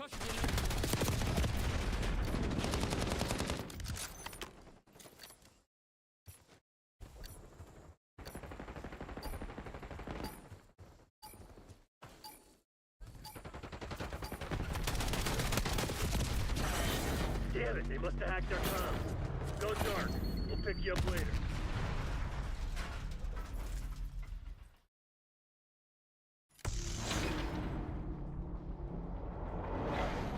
Box with no contest whatsoever. He can't even stand when his own crewmen. Do you think he's gonna do it? No. Members try to gently put it down. Try to gently. I mean, listen to what he says carefully. He says he's willing to talk to Sam first, then immediately sets up an out for the Ethan debate. He's never gonna do it. He's not gonna do it. With 0% chance that he does it, dude. He's gonna talk to Sam and he's gonna be like, that was a good conversation. I don't think the Hassan conversation is gonna go well, so I'm not doing that one. Move him in the appropriate direction. No pushback whatsoever. That's it. He's terrified. With all that being said, guys, have a wonderful evening. Oh, dude. Oh my God. Oh my God. The most recent thing that I saw that was really sad, guys. This one's a little painful, okay? So buckle in, all right, guys? Can I get that link? Yeah, of course, here you go. Did you say strap in or strap on? Both. This is, I think, the most pathetic attempt at lying that I've ever seen. I saw this clip, someone sent it to me. They were watching this clip on air. This is like profound levels of stupid, okay? Actually, let me see if I can find the VOD. Because I'd love to see the reaction of it. Because I know that they watched it, but let me see if I can find it. No, not this. No. Dodging it by asking for it 3 months earlier. I mean, the debate thing is like pathetic. Like it's literally, okay, I think it's this one. I think it was this one. Okay, here it is. Chat, they are so stupid that they thought I was apologizing because they're incapable of understanding the words coming out of my mouth. Oh, well, what about the Denim's apology? What about it? You didn't want to watch that? Oh, is that in here? Let me be very clear. I was not apologizing, Ethan. You are so stupid. You watched a clip that didn't give you any context at all, that was lacking context, and you believed what the text said. And then you misunderstood that I was quoting you. Oh my God. Oh, she did like a, You guys have to see it. Oh, it's that one? No, I just watched that one. She did, yeah, thank you, Nate. She did a, You have maybe one or two memories. She did a quote-unquote apology. All right. Well, that's actually... I'm obviously embarrassed by that clip of me talking about poop. I obviously don't want people to watch it.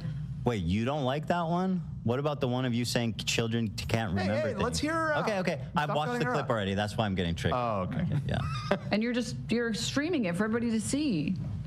sorry? And it's embarrassing and it's mean-spirited. It's like, Nice of you to bury the head. hey man, I'm sorry. You know what? Sorry? I'm mean-spirited for showing you. Crazy ass day. He's literally shit for brains. He pre-watched and doesn't understand what's happening in the clip. Why would I be saying I'm embarrassed about the shit clip?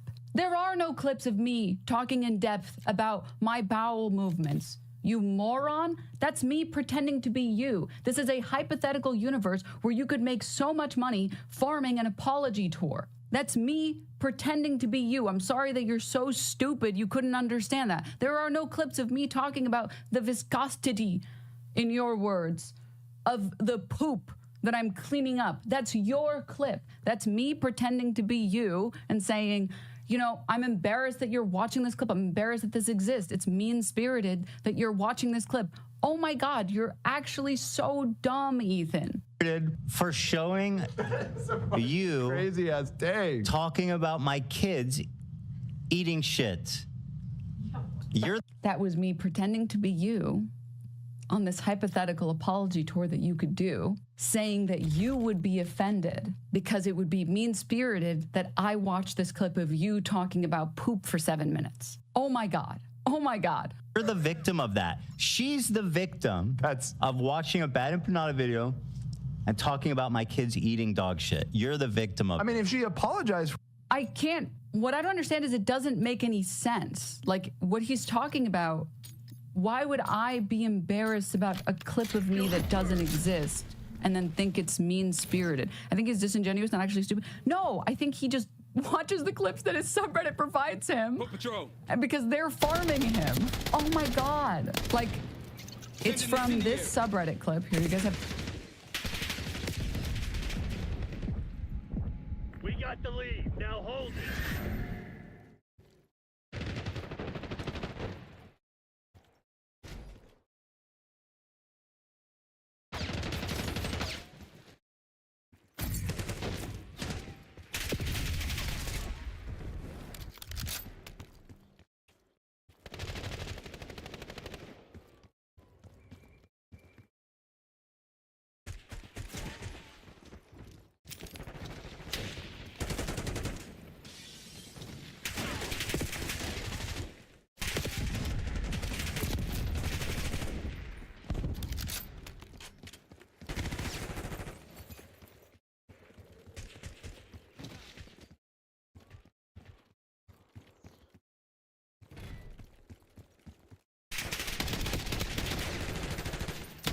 Control.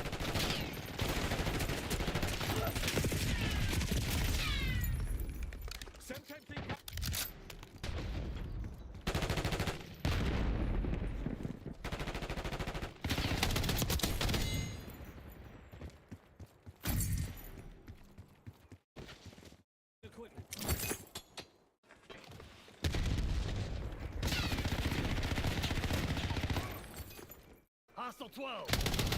Not this time, fuckface.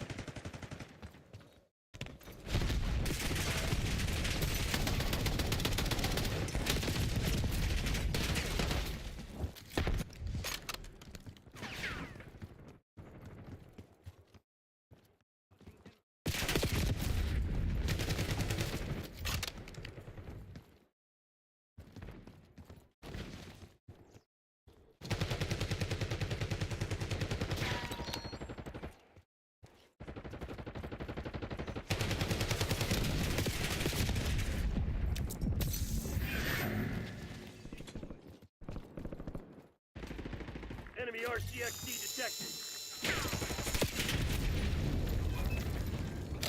Deploying RCXD.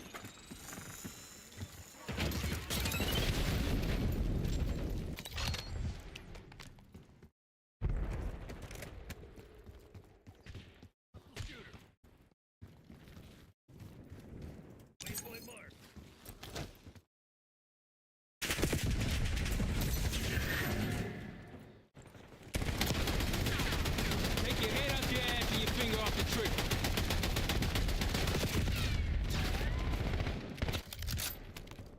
Heads up. Hostile care package inbound.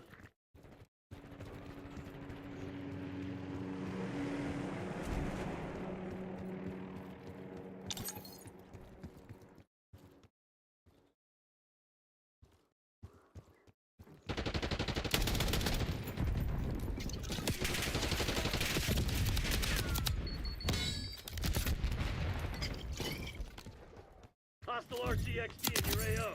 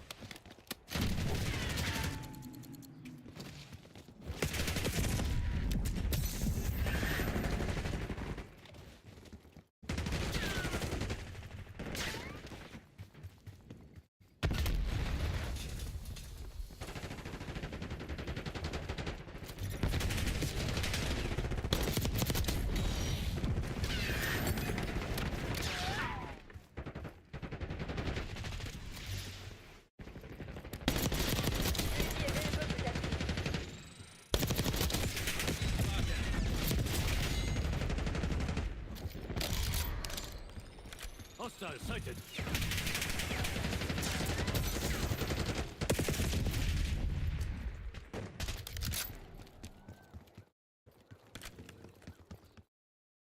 TACOM, get a UAV in the air.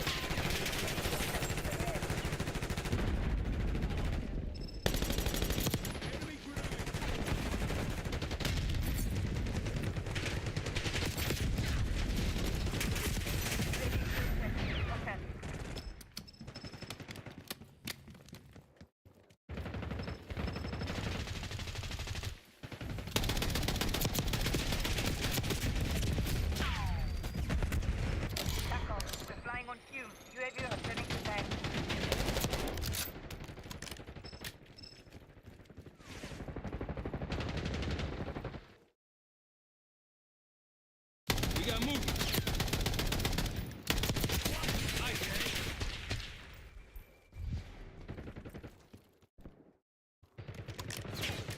Drop an assault pack.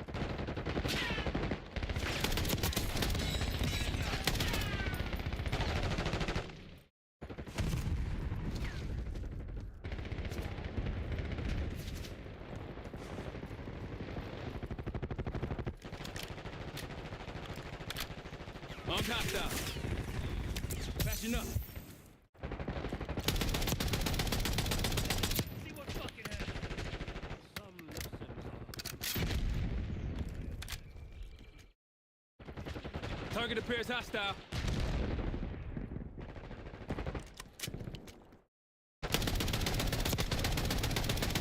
Gentle always turns away.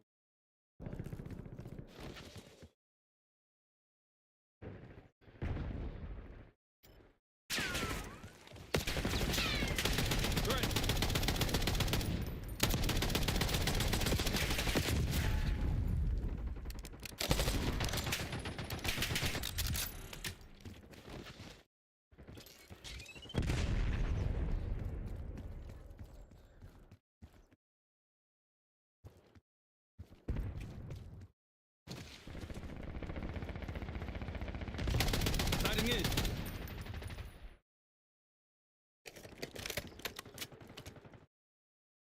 Enemy RCXD detected.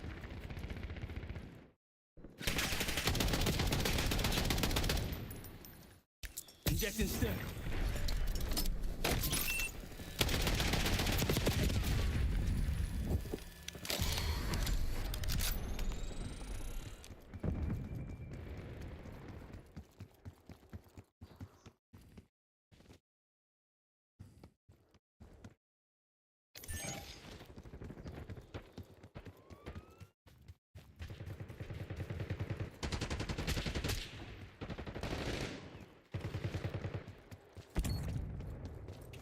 Frag! Time's not on our side. Frag going out. Decoy spotted.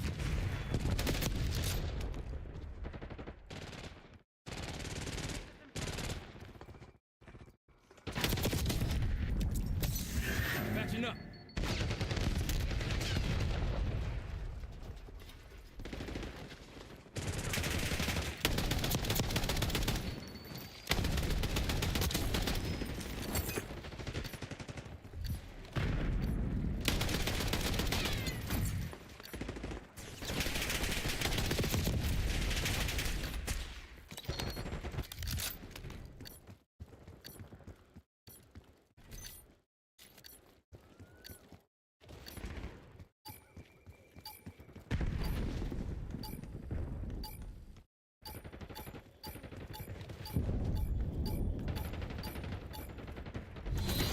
Crimson's falling back. Hell of a show today, Black Ops. Clean win. Good shit.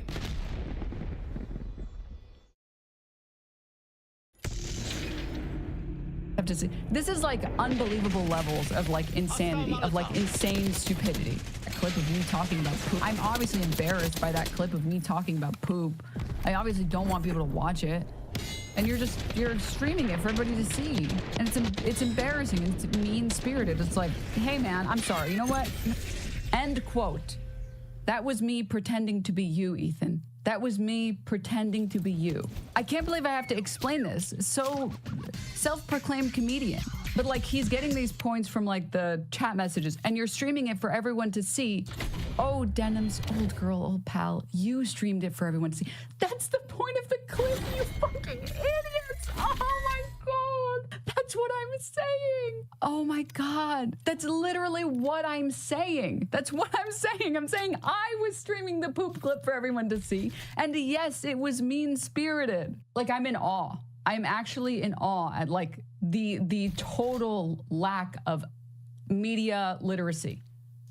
For it sincerely, and then you were still hammering it, then you could maybe make that point. But she was unapologetic about it, presumably until this moment. I am still unapologetic about it. That was a hypothetical universe where if Ethan was willing to say that he apologized for all of the shit that he has done, like get me banned for 30 days for hummus, that I would be willing to say, yeah, me streaming the poop thing was mean-spirited. Me streaming you talking about poop in great detail, that was mean-spirited. Amplifying that video of you saying that, that was mean-spirited. Like, they don't understand hypotheticals. Like, fundamentally, they don't understand how hypotheticals work. I am offended you would think I would apologize without you first addressing getting multiple Arab streamers banned for 30 days for hummus. Man, but we're not off to a great start here. Not a great apology. Yeah. No. That's because I'm not apologizing. I'm offended you would think I would ever apologize. Like, without you first apologizing. You know what? You're right. It was mean-spirited that I showed people that clip. Okay. You're right. It was. It sounds like... Do you, like, how do they not understand this clip? Fundamentally, do you guys see what I mean? Like, at the levels of stupidity that we're reaching, that they didn't understand this clip? That I used one voice to pretend to be Ethan, then I use a different voice, my normal voice, to be me and say, yeah, it was mean-spirited. I mean, I will admit that it's mean-spirited. The thing is, if you're being mean-spirited towards someone who got you banned for 30 days, I think that that's okay, actually. I think you're allowed to be mean-spirited to someone who pretended like what you guys were talking about was a dog whistle and then spread this narrative so far they got you banned for 30 days. She's being sarcastic anyway. But that's after you called me like a bitch fucking 20 times. My apologies. I shouldn't have used the bitch example. I think that one's the funniest example, which is why I use it. I should have used the fact that you got us banned for 30 days last year. Long before the CPS stuff. Way before the CPS stuff. Like, oh, come on. First of all, even if I just maliciously out of nowhere called you a bitch. Does that justify lying about my children eating? And it's not lying about them eating poop. It's me playing a clip from your fucking stream. Show me, there's a reason that in all of these videos that he's published, he has yet to procure one of me explicitly saying in a way that is not satirical that his kids are eating poop. It doesn't exist. That clip doesn't exist. It's me playing your video on your show. Wake up, Poopy Klein. It's me playing a clip from your show talking about the viscosity. And I'm mispronouncing it on purpose because Ethan Klein was mispronouncing it. Oh my God. Just if the Clippers get anything from this, I know that there's like a dedicated Clipper from this. I would never apologize to someone who got me banned for 30 days without first hearing an apology from them. You fucking shit for brains. Holy moly. Holy moly. Just use your brain for 2 fucking seconds. Oh my goodness. And it's funny because like he pushed this entire thing that got us banned for 30 days by mass emailing sponsors and mass emailing advertisers that were at TwitchCon. That's the only reason we got banned, because we had a panel at TwitchCon. Otherwise, we wouldn't have gotten banned. And now he's trying to do it with like this Nazi swastika sword thing. Oh man, dude. Oh man. We're reaching new levels of low, trying to pretend like the sword was, you know the craziest thing? No one even noticed it. Literally no one noticed that the sword looked like that.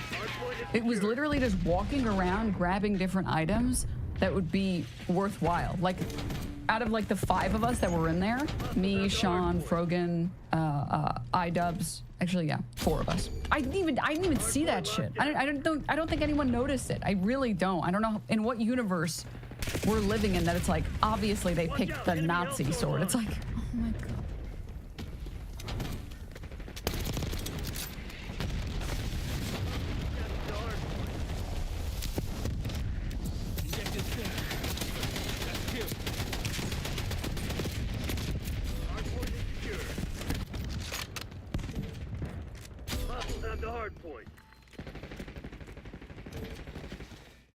Hardpoint located.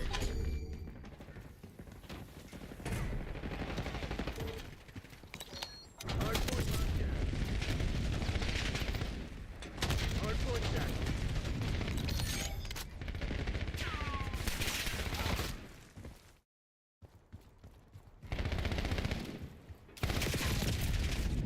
Hostiles have captured the hardpoint.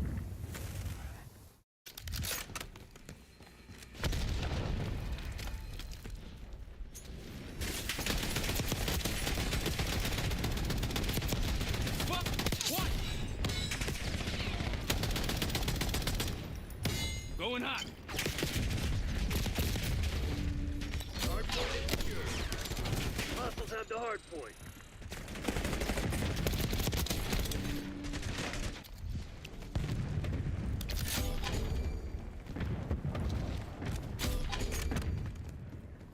Hardpoint identified.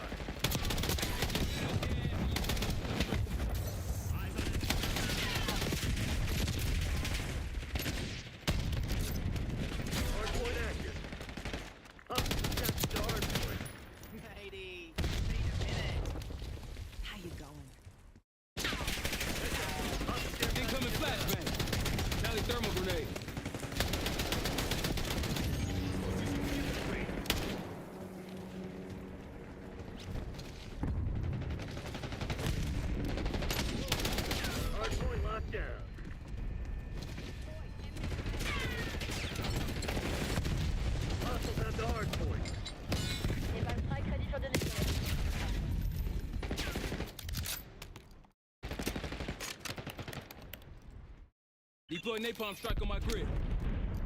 Phoenix 1-1 inbound. Bringing the heat.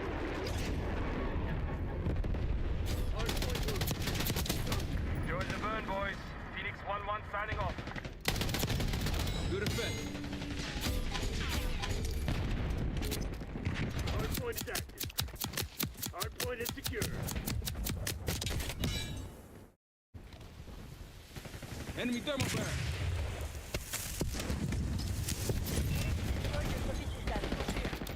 Sit rep. LDPR income.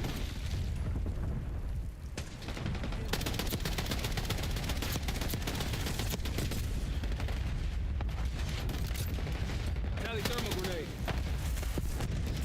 Immune. UAV established overhead. Hostiles have captured the hard point.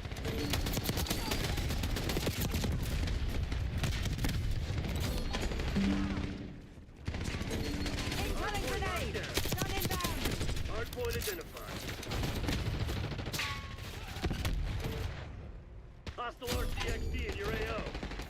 Hostiles on the hard point. Hard point is secured. Hard point active. Hostiles have captured the hard point.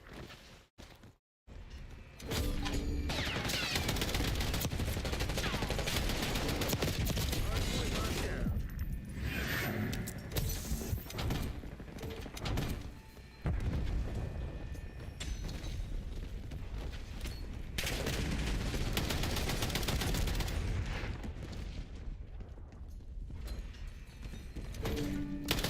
Enemy thermal barrel.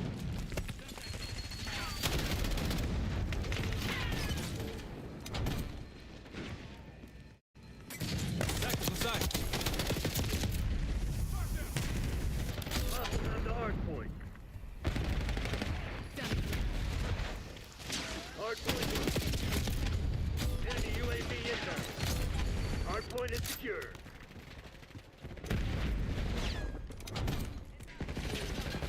Hard point Enemy is active. flashbang. Hostiles have captured the hard point. Hard point locked down. Molotov out. Hostiles on the hard point. Enemy care package bumped. Hard point is secure.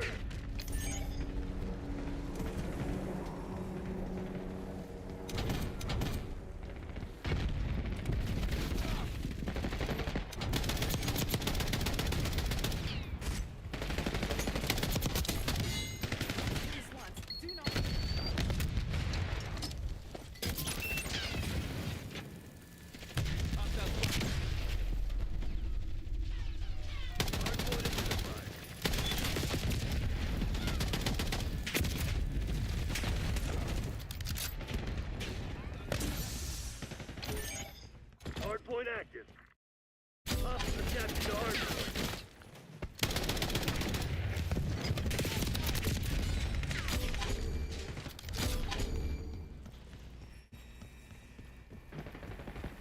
Hard point locked down. Hostiles have the hard point.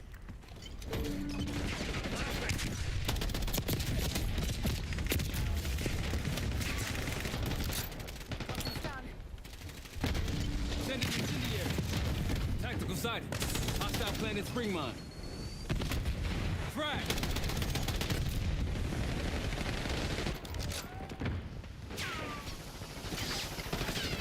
Hostiles have captured the hard point.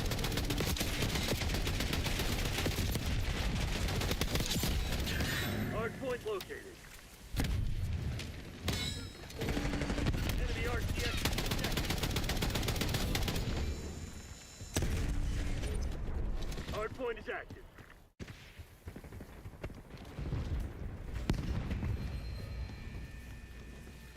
Hard point is secure.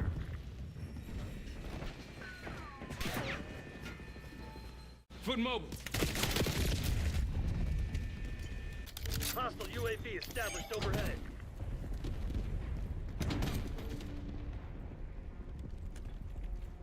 Enemy UAV in my sights.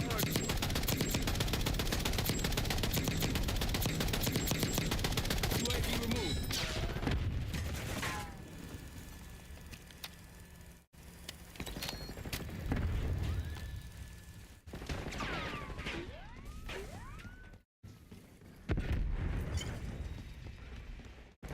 Lighting Molotov.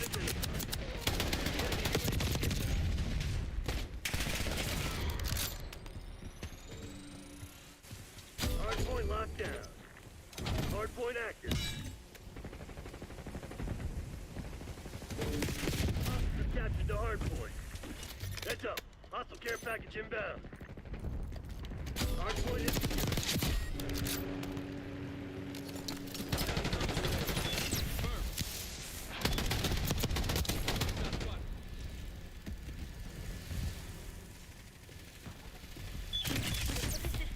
ammunition.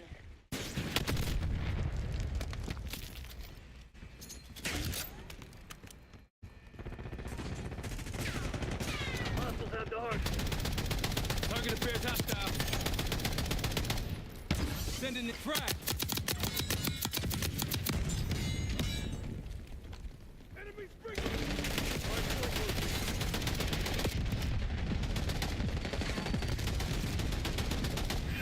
Hardpoint locked down. Your trophy system was eliminated. Hardpoint is active. Archangel's up.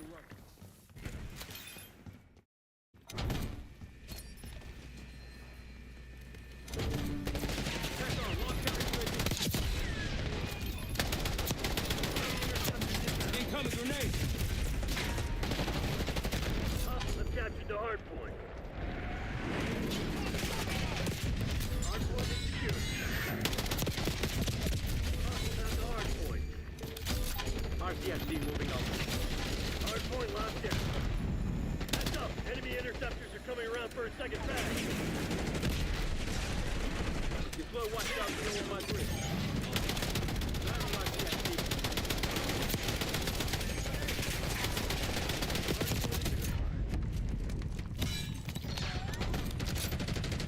Drawing hand Cannon is hot. Hardpoint active. Hostiles Going captured the hot. hardpoint.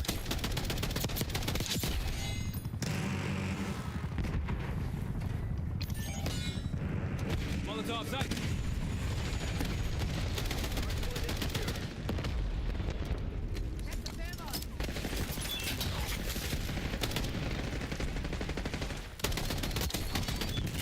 Hostile grenade.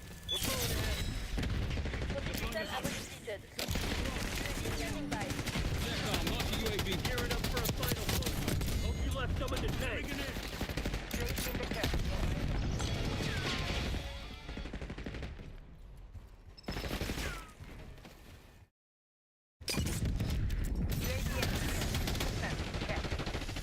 Incoming grenade. Take your head out your ass and your finger off. Heads up. Turn on. Hardpoint is active. Thanks for the work. UAV overflight terminated. Hostiles have the hardpoint.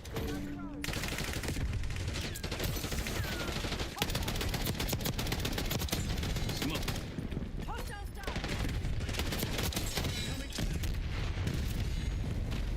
Hardpoint locked down.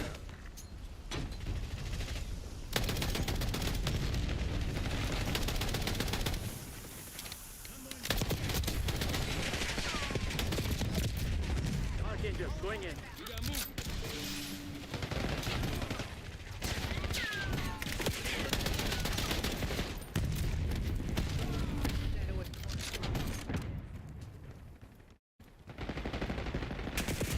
Hostile UAV established overhead. All mission objectives met. Way to make me proud.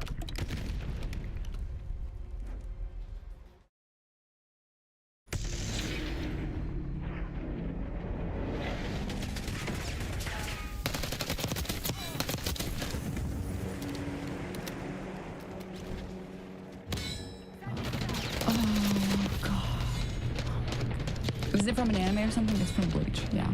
How did I watch? Like, as someone who's watched the entirety of old Bleach, not even once did I see the fucking alleged swastika. It's not even a Nazi swastika because Nazi swastika is always right turn on the sword. It's left turn counterclockwise.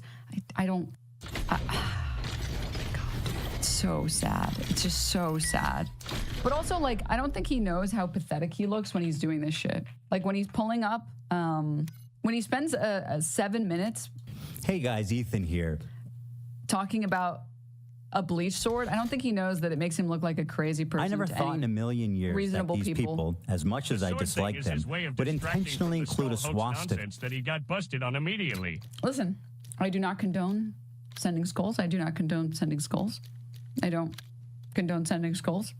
The reason that he's talking about the story now, because he said that the reason that they didn't talk about it was because they didn't want to encourage more people to send stuff. The reason that he's talking about the skull stuff now is because he's desperately hoping that he can find anyone who's justifying it. And by justifying, he just means talking about it. Because he's like an attention whore. Like, Ethan Klein is the biggest attention slut on the internet. Like, he would do anything for one crumb of attention. So the correct thing to do is to say, I do not condone, I condemn sending skulls, I condemn sending skulls, I condemn sending skulls, I condemn sending skulls, and not engage at all. Because that's what he wants. So that's the only reason that he's bringing it up in the first place right now. He's bringing it up because he is hoping that he can clip someone. That's it. That's the only reason. So that's what I'm going to say. I condemn sending skulls. I condemn sending skulls. And a call out. I really wanted to give them the benefit of the doubt. But if you watch this entire video, you will come to the same conclusion I did, which is that this is almost certainly an intentional dog whistle. These guys knew exactly what they're doing. If people go call CPS on another person over personal vindictive matters, you need help. I agree with you. Luckily, there's no one in here that did that. And there's no proof of that happening because it didn't happen. There's no proof that anyone here or that I or that anyone else did that. So, yeah. This is a very cold take here. Well, listen to what I have to say, and then you guys can tell me in the comments if you think I'm being dramatic or not. To be fair, this sword belongs to this dude, Ichigo, and he's got a badass sword. Got like a Hindu symbol, which they also fuck with the Swazi over there. Not in like, you know, the anti-Semitic way, just in the vibes way, right? So, I mean, here's what it looks like in the anime, and I mean, that's right. That's a swastika. Those Nazis really ruined what was otherwise a really cool symbol, right? But the Hindus also, yeah, it's people have been correctly clocking it as like a manji symbol. It's not a swastika. They're different. Sorry. Use this. Buddhists use this. It's not just the Nazis, and that's the reference that they're making on Bleach. So here's the first conversation that we have about the sword on the podcast, and you'll notice just how gracious I am. You know what I mean? I would never dream, to be serious, I would never dream that they would do this on purpose. It's just too crazy. But here's our first convo about it. Maybe he is, and he doesn't care. I don't know. They had a sword that looked like a swastika in the video. I know it's an anime thing, but maybe we'll be a little more careful. I said that this morning too. Let me pull that up. I know that the chances that they did on purpose is close to zero, right? So I'm not accusing them, but like just be a little more aware next time. Why would they have that though? Like I feel like you buy that, you take one look at it, you go, you know, maybe not.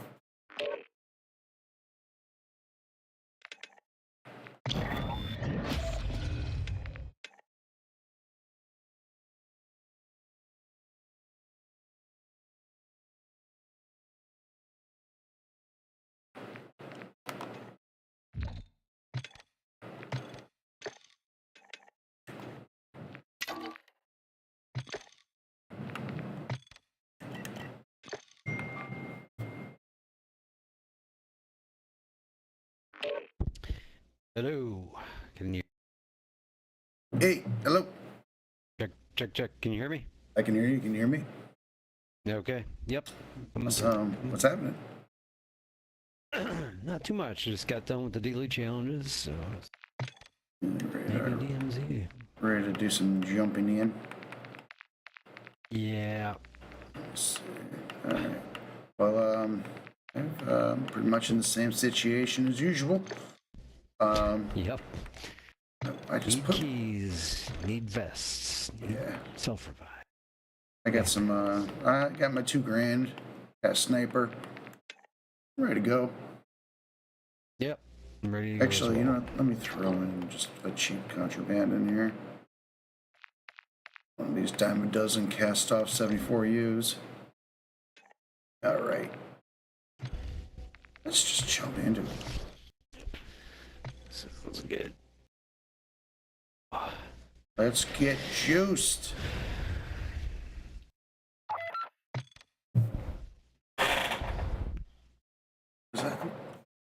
I'm trying to. I hear. Is it like super windy? I think it might be super windy outside right now. I hear it's like the fireplace is in here. When it gets windy, you can hear it like kind of whooshing. And it's kind of annoying. Is it drafty though? Or is it like no? Does it? No. No. Oh, that's good. Yeah. Yeah. At least you got that. That could get mighty cold. Mm-hmm. It's so weird that your apartment has a fireplace. That's like, I've never, all the apartments I lived in Chicago, I never, well, I take that back. Maybe one of them, like, you could tell, like, there was an old fireplace in one of the buildings. Mm-hmm. No, I just kind of remember seeing that.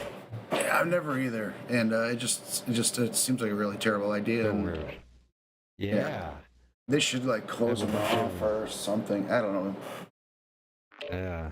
Well, I like a fire. We have a fireplace here, and it's like in my house growing up. One of the houses, the second one in Villa Park, it had a fireplace, but my dad is not like handy at all, and every time we tried to like light it, the whole house would just fill with smoke. So like after 2 times trying that, he never, did it again. And I'm pretty sure, like, all that needed to happen was that you have to warm up the...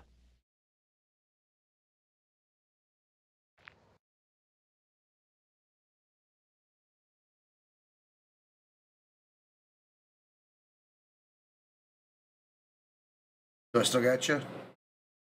Yeah, I stopped talking because I realized that it was... I couldn't hear anything. All I was saying was that we had a fireplace. My dad was not handy, and we tried it. The house filled with smoke twice, and it was never tried again. But did you just like forgot to open the flue or what? No, I think the trick is with the fireplaces, you have to warm up the flue before you really get a fire going, and you can warm it up by just lighting a ball of newspaper or a couple balls of newspaper and kind of holding them. Warming up I've never heard of warming up the flue. Yeah. I had a fireplace at the house. Lit lots of fires. Flue, I just would pop that thing open, set a fire, and I was good to go. You never had a problem. Wow. Never. Well, that's interesting because like at this house, our house, we have a fireplace. If I don't warm it up, the basement will fill with smoke because it has to do with the basement. Is the fireplace in the basement? Yeah. Okay. All right. No, that's weird. That's super weird. No, I don't know. Like, no, it's really not. Because the flue's like, it's just almost like a little door. At least on the fireplace I had. Not the door, like I'm sorry, like the chimney flue. Like the chimney itself, you have to warm it up a little bit before you just go balls in and, get the fucking roaring fire going. Because if you don't, the smoke just comes right back in the house. It doesn't rise. Heat rises, right? So like if the chimney's too cold, the air, like it won't rise. You never had a problem. No. All right, I got a self-revive. Fuck yeah. I'm at the shop.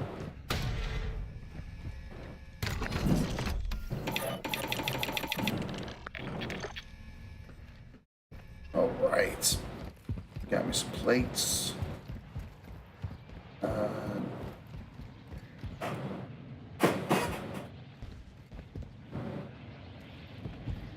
don't know what this building is over here with the flag on it. What is that building actually? It is the art museum.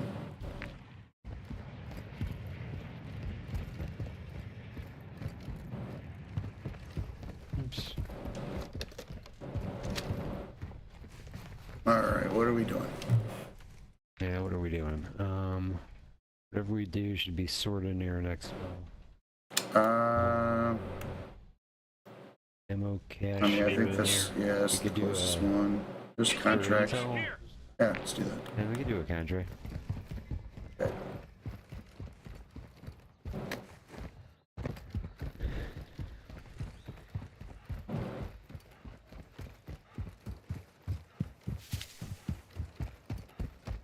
This game is stupid. Oh, enemy. Like, it should, Yeah, everything needs. Yeah, it should you be need. like. Oh, you're right, you're right. Alright, this guy's There down. should just be a place where you go get the keys that you want. You know what I mean? Like maybe you're not close to it and you got to go to it, but you always could go there and get the fucking key. Maybe they'll Stupid, have but it's something just like random. that. Maybe they'll have something like that in part 2. Way too random. It's like, how are you supposed to get any of these bosses killed if you can't get the fucking keys? Down here, right here. There we go. And they're armored. Shit. Ultra One, you've got hostiles incoming. It's down. Oh, okay. Oh, that's you. That's you. I'm sorry. I'm sorry. Yeah, there's a helicopter coming. All right, I'm gonna syntax the shit out of them right when they get to the ground. Come on down, fellas. All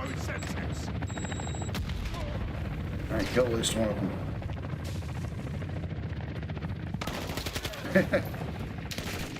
Oops. Oh, sorry, sorry. Yeah, I know. You look like an armored enemy. Yeah, I am. I'm just having a bad night all around, I'm gonna be honest. I wasn't doing very good in multiplayer. Not doing very good in this. It's whatever. Could be worse. Oh, this is a stronghold. Ultra One, activity has increased in the area. Keep your eyes open. Tiny little stronghold. Huh? Yeah, no keys around. All right, let's. You want to keep pushing that contract? Yeah.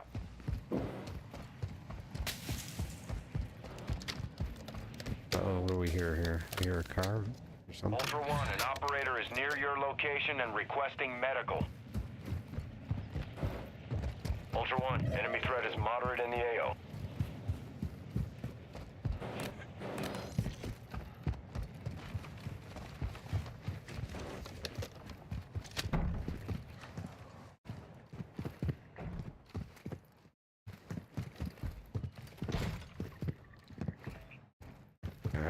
Bringing up. Actual to Ultra One, intel sourced the location of an AQ hard drive. Secure that disk and upload all contents. Target area is marked on your TAC map. Alright, can you see it marked? Yeah, I see it. Not much cover out here. Got my sniper out. Shit, are any tricks on your eyes? Good to me.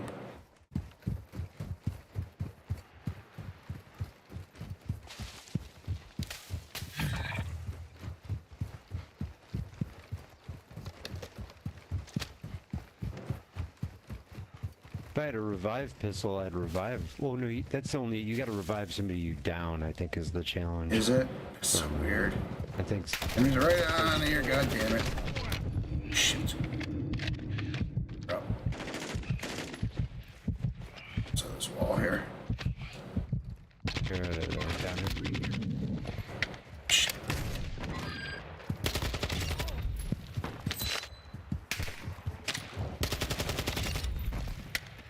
All right. Oh, got another. All right. Yeah. Uh-oh. Guy inside here. He's dead. Oh, there's a safe right here. Holy shit. What do you think? And a helicopter right outside. Let's get the guys out of the helicopter and then Okay. do the safe. Or we can do both, but... Push your bloody fire!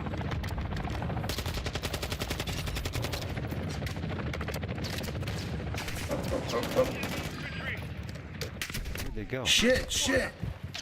Get cover. Wait up. Careful out there. Where are they? Where are they? God damn it. Oh, come on. I think he's down. Oh, there's a guy over here. Get out again, dude. Come on. There, he's down. Okay. Sheesh. I think that's it. All right, you want to bust this? We still got the contract going. Actually, if you want, start unlocking the go ahead and start up the safe, and I'll so you can find the intel. And then once we crack this, once we crack the. Ultra One, be advised that safe is bringing heat your way. Be ready for a gunfight. Great, thanks. It's all right. Where is Oh this? man, a truck just went by. Enemy? Oh fuck. Oh, here's the intel. I don't know. Uh-oh. Use it to transmit the data. I don't know. Is there one other way out of here? No. Kind of fucked. No, we're not fucked. We got this. We got this covered. Got nothing on us. You got plates? Oh, Jesus. Yeah, I do.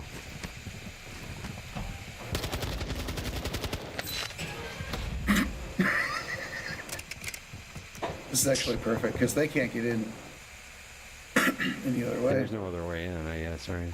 As long as they don't throw a bomb on us. They don't have what it takes.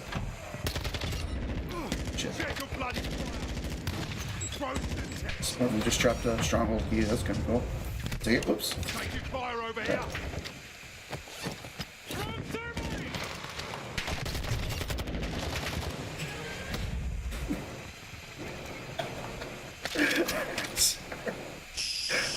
It's like a Three Stooges. All right. All contents.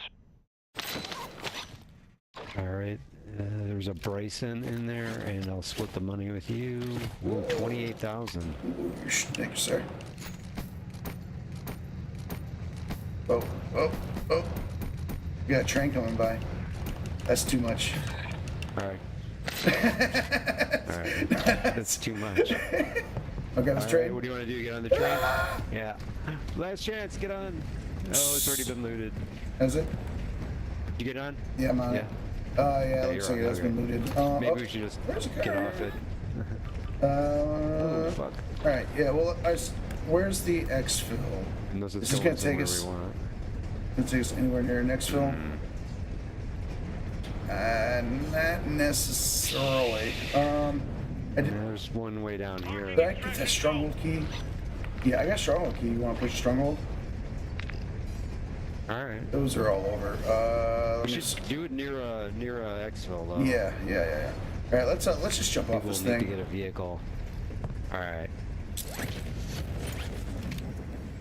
Okay, get our bearings here. All right. We got a stronghold over here. Enemy by stronghold Rohan marked. Oil. That's not too far from this exfil. Marking HLZ. Yeah, let's do that. That's good. Enemy stronghold marked. Oh wait, we still got that intel. The contract. Yeah, I that's right. I There's picked up the tower. intel. I've got it. We can go up to that tower and do it. All right. May as well. Luckily, shit. it's not too far away. Easily distracted here in an El Masra. Yeah, we're doing like 10 things at once. What are we doing? What are we doing? Cracking saves, intel contracts, jumping on trains. That's so funny.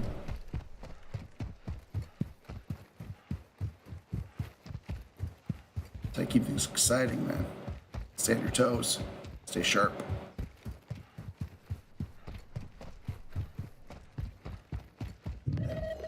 Ultra I got my One, use the sniper, tower too. to transmit the data. Access point is at the top. On our way.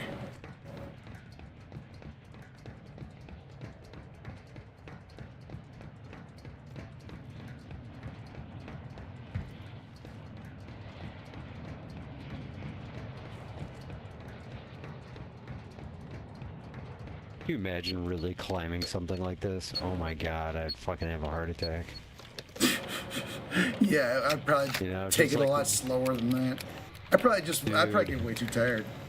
Taking that giant ladder and climbing all the way up? Nah. Signal, Ultra One. Secure the perimeter until the upload is done. Yeah, and then once you're up, there's only one way down. You have to do it. Yeah, parachute. You know?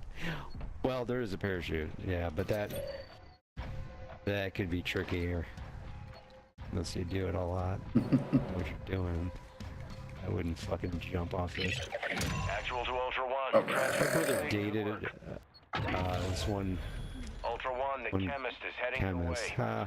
Really, the chemist? Are No, you we're shitting good. me? What were you saying? Your brother? Oh, yeah, my brother dated this one woman one time, and her sister was this freak from Springfield who would, with her boyfriend and friends, climb towers and parachute off. That's intense. That was like illegally do this, you know what I mean? Because that's not a legal thing. I know, I wouldn't imagine it would be. Yeah. You want to parachute towards that, alright, towards that stronghold? Okay. How did I get a throwing knife? God damn it. I don't want a throwing knife, I need Semtex. I hate that when you pick up crap that you don't want. Enemy threat appears low in your area. Oh, yeah, low in the area with the land, like on enemies. There's a guy right in front. Yep. I don't know if that's gonna bring heat to us or not. God damn it.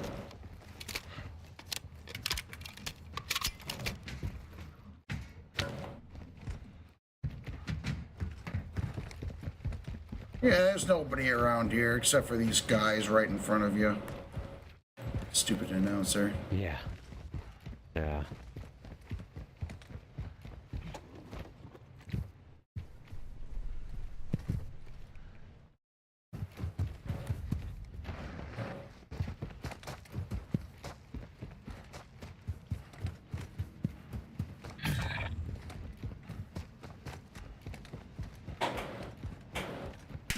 Oh, taking shots. Yeah, where they at? Shit. Got one. Got one? I don't even got eyes. Oh, that's... They're all behind the screen here. Reinforcements incoming. Shit. Oh, shit. Alright, this guy cleared. I got guys kind of near me. Oh, we got... Yeah.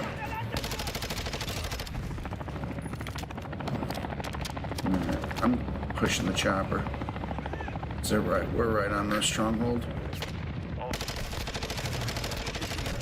Stay sharp.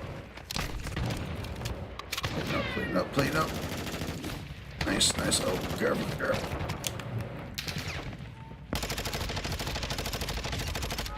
Ooh, a supply drop. Anyone else? Oh, shit behind us. Take an effective fire. Shit, shit, shit. Whoa, bomb. Where? Yeah, where's... Got him. Oh, no, I don't have him. Yes. Oh, shit. I played up, played up. Yeah, enemy in front of me. Got two guys to my right. God, this guy's play spots are ratty as hell.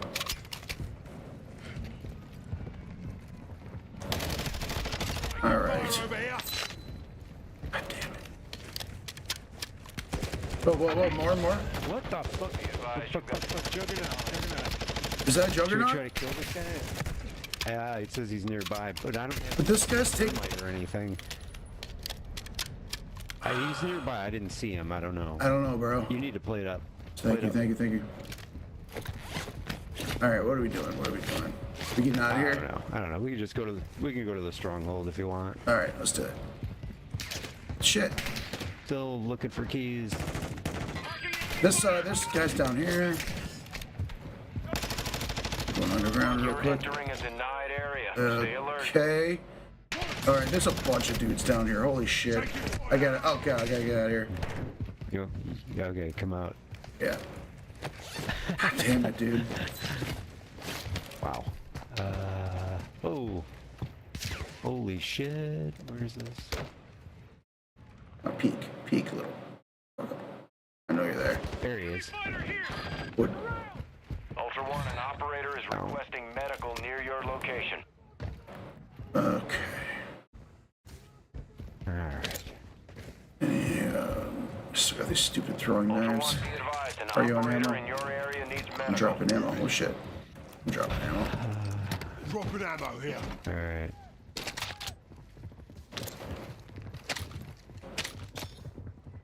What the fuck? I want the thermite. Okay. Okay. Have a little fun. Alright.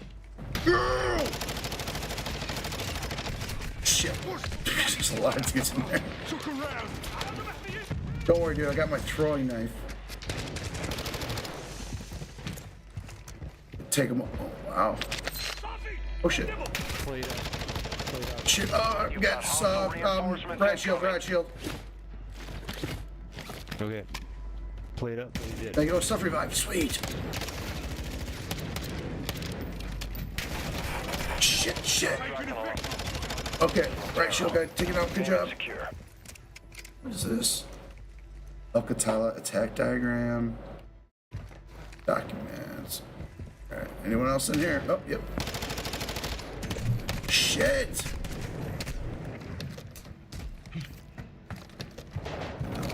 Playing up. You guys are coming in the door now. Alright, I am on my last 2 plates. Ain't that a beat? There's gotta be more plates laying all over here. Alright, how are you? How you doing? Oh, God, there's a safe up here. Oh shit, another fucking riot shield guy. Okay, I'm coming. Shit, fuck. Is he dead? Is he down? You got him? Nope, he's still around in his truck. Oh, God damn it. Alright, woo. Oh, let's gather up some plates. I'm on my last one here. I see him like laying around. Give me that.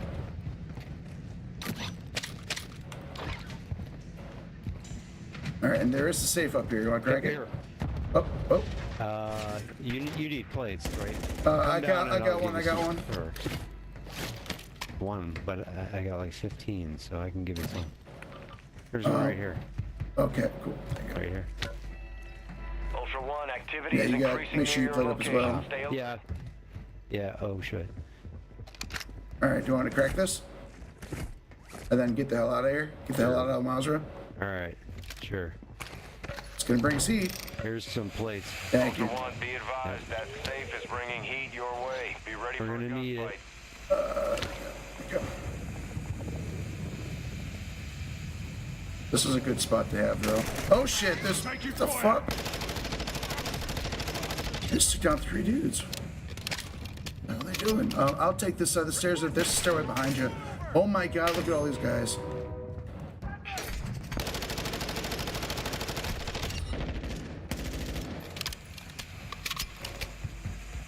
Right there. Looks like they're only coming from that end, huh? Oh, God damn it. Give me that frag. Better than a throwing knife. Alright, guy down here. Grenade out. He's down. Oh, guy behind him.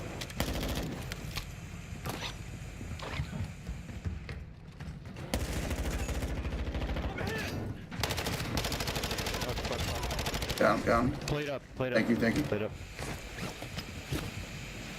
You down? Oh, here comes another one. Eating plates, man. Yeah, dude. Jesus. Ultra One, the safe. All right. Okay. Move this bitch. All right, got a bunch of money. All right, I say let's get the. Guys down here still. Did you break the safe? You got the safe? Yeah. Be advised, winds are picking up. Winds are picking up. Time to get out of El Mazra. Alright, let's do it. Wow, look at all this weaponry around here. Yeah, dude. Jesus. There's tons of shit. Exfil, baby, let's go. Alright, where's closest? Not too far. Alright. Marking HLC. About 2 clicks out. Oh shit, taking shots from somewhere. There's still. I saw it.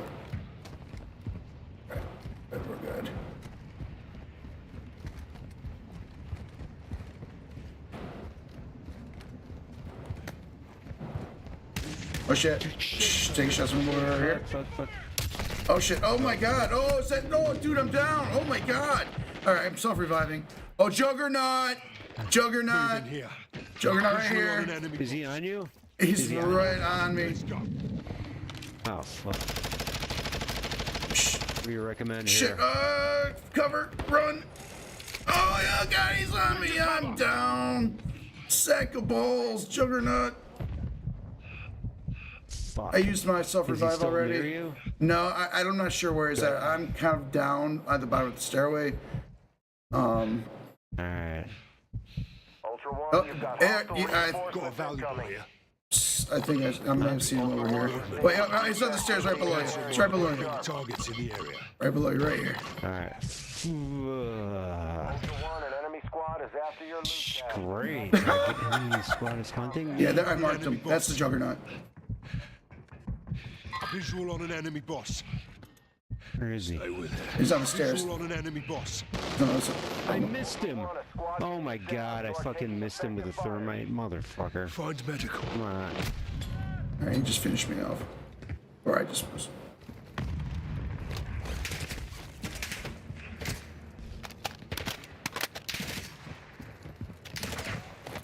If you can get out of there, dude. You still got your money. Yeah. Dude, you Jesus. Get off my ass. Fuckers. not that you don't want to go through that exfil, the other one. Oh yeah, shit.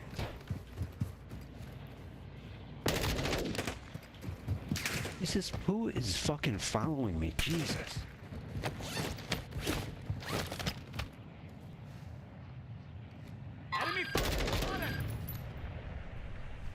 Come on. Just come follow me now. What? Yeah, you don't want to stay too solid. You don't want to stay one spot too long. They'll find you. You know, try to get to. You gotta get out of here, man. Yeah. Oh. You got an enemy team after you too. Just Ultra One, an operator. Ultra One, extraction is inbound at this time. right there, right there, right there. Left. Oh my god. Fuck. That's some cover, dude. You're not gonna survive this. Fuck. Oh god. Fuck me. Oh, son of a bitch. Oh, that was horrible. Yeah, no Ran chance. right into another group.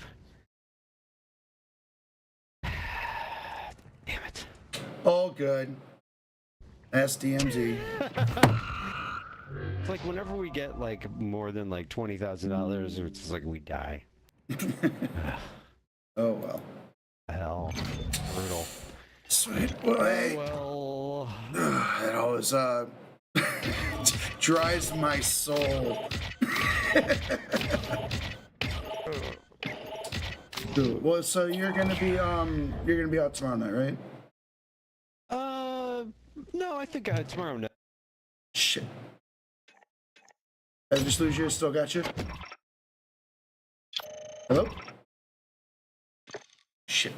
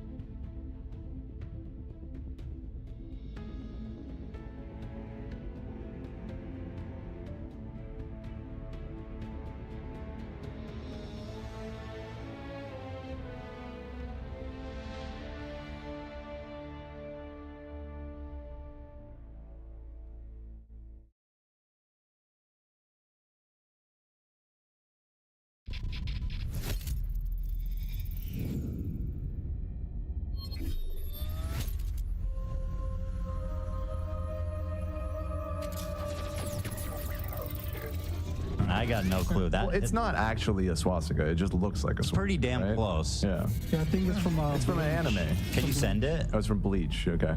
Oh. Like to bleach my mind of this video. I'm not gonna say that they're But most yeah, genocide. probably should have picked a different katana for the Like photo. Ian posted this to Twitter, okay, with a katana, Listen, he's just embracing his new audience. with the least anti-Semitic people on Twitch. Zoom in on the hilt, dude. You're being an activist. You're wearing a Palestine scarf, which is great, but don't do it with look how close the swastika is to the Palestine scarf. Like, bro, how are you doing? Who are you helping here, man? We don't want to see swastikas this close to Palestine scarves, right? That's sending the wrong message. But okay, you're our white savior, Ian. I defer to you. Is he a fan of Bleach? That would at least explain why he owns this one. And I'm surprised he doesn't have back problems with how hard he is reaching here. This is, I think, the newest, I don't know how he can top this, really. This is pathetic. This is so unbelievably pathetic. Stop ignoring this now. Wait, look at this. What is this? Ethan, last time you were on the show, you drew something very special for us. Oh, yeah. Well, it wasn't my idea. Now, that was 100%. It was not my fucking idea. $20 for a swastika. I mean, fuck, I wouldn't give a shit. No. Here you go. Mine says credit card. Now, here's your 20 back, bitch. I think I just broke the law. I think I'm going to jail. I think I'm going to jail. Ela, you're my handler. You're supposed to help me. This may get you age restricted. This is a very provocative looking shot. There's your thumbnail. Not him calling Ela his handler. He's not beating the IDF handler accusation. Page 3, page 3. You fucking asshole. You fucking dick. I'm the only one who can do that. I can't. That's what you get for not being involved. When World War II happened, yeah, I didn't forget. You guys did get involved. Now you're paying. He knows the history. Now you're paying the price. He knows for a bunch of cucks. I didn't forget. She's a sweet girl. Trust her, Felix. She won't. Okay. What did you do? It's just a cute face. It's a face. Wait, you turned the swastika into a nose? Yeah. It's still a swastika, sorry. No, I think I can get away with that. Yeah. Definitely can get away with that. Hey, is that a swastika on your shirt? No, it's a nose. I don't know what happened to the internet where these people who pretended for the longest time, these YouTubers who pretended for the longest time to be the funny, edgy ones, are the ones that scream and have the most moral outrage about, again, a sword in an anime. And well, here is our what we found. So is Hassan a Bleach fan that just thinks this sword is cool? He likes the character. I love the idea that these are exactly the same. Denim's honest question, would you condemn a black person for using the N-word? Okay, first of all, what the fuck are you talking about? Okay, those are not, if you think that the N-word is comparable to a swastika, you've totally lost the plot. This would be like me making fun of a black person who has a Confederate flag in their house, which I would say, okay, that's weird. That's insane, actually. That's really insane. That's really crazy, which is exactly how I feel about watching Ethan draw a swastika on his friend's shirt. It's like, okay, what the fuck is happening here? Jesus Christ. Okay. Play the Key and Peele sketch. Yeah, okay. That's why he bought it, even though okay, it looks like a swastika. Oh my God! What happened? I fucking hate when you're right, bro. Me? What? Open what I just sent. Holy shit, dude. Everybody listen up. This is big. Here. Wait, I don't even know who that guy is. That's Isaac. Bleach. Oh, I don't watch Bleach. Doesn't watch Bleach. Now this video, which I will say what I said earlier. Wait till this guy finds all my Nirvana t-shirts. What the hell? Yeah, the weeaboo, the Japan simp Hassan getting a sword, being a poser. He said I read it as a kid. I mean, the thing is, I think once you look at what Ethan Klein does from this lens, it makes a lot more sense. yeah. Oh, he's reading chat, looking for something to say. This is so fucking dumb. He's such an idiot. He's a Karen. It's just Bleach. No fuck off Ela. That's anti-Semitic, by the way. What? Oh, wait, no, it's not. Sorry. What the fuck are you talking about? He is literally trying his hardest to point at anything and say anti-Semitism, anti-Semitism, anti-Semitism. That's why he said what he did about the hummus. That's why he's saying what he's saying now about the sword. And the fact that there is a clip of this happening so explicitly is so pathetic for you, Ethan. Oh my God. What? Oh wait, no, it's not. Sorry. What the fuck are you talking about? I thought they were being like, just leveling any criticism against, just directing it towards Hila, because she's Israeli. Yeah, no.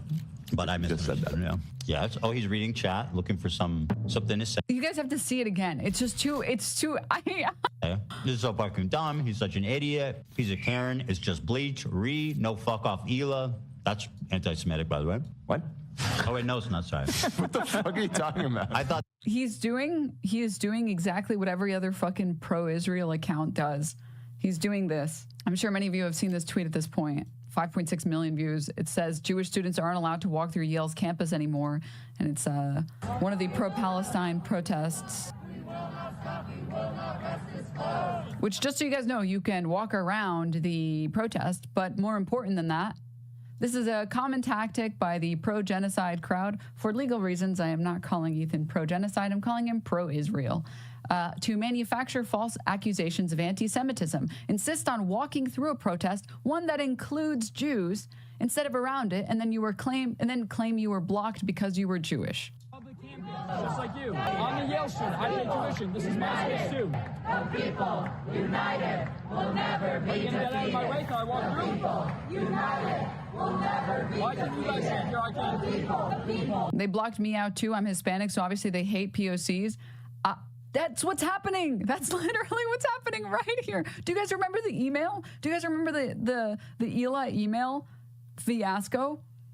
They're literally not working with me because I'm Israeli. And then they read the email out. And what does it say? I just can't be associated with Teddy Fresh anymore. No mention of anything to do with her being Jewish, her being Israeli, anything at all. Holy hell, 3 years watching this little goblin. What gene did you capture to maintain your youth, and why did they monkey's paw that wish so that you'll never be taller than a teenager? Love the hair DNM balls, DNM jealousy. Mayor Cat, you are banned from doing witchcraft to summon dead mice and are banned from the Discord. No. Mario, thank you for the 3 years. Holy shit. Thank you.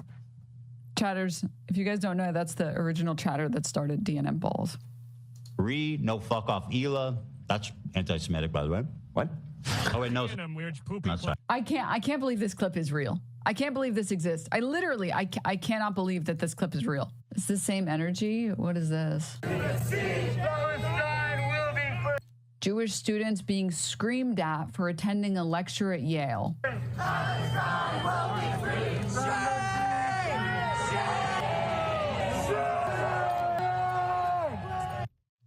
This is the Ben Gvir lecture? We're not going to address the fact that they're attending the lecture by Ben Gvir, the war criminal Ben Gvir. Okay, sure, why not? Yeah, all right, okay. I mean, this is the exact same strategy. It's just saying, hey, well, I'm Jewish.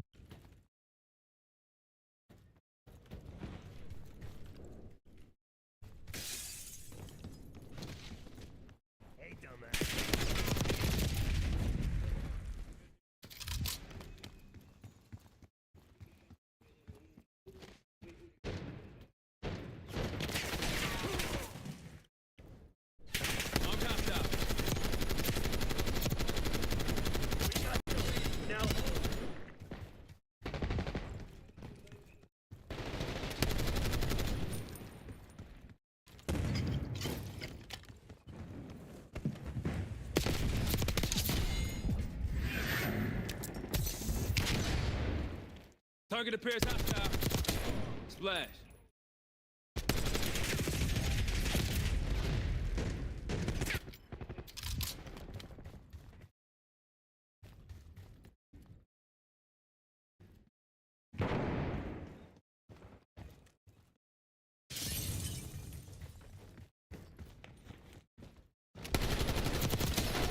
Not this time.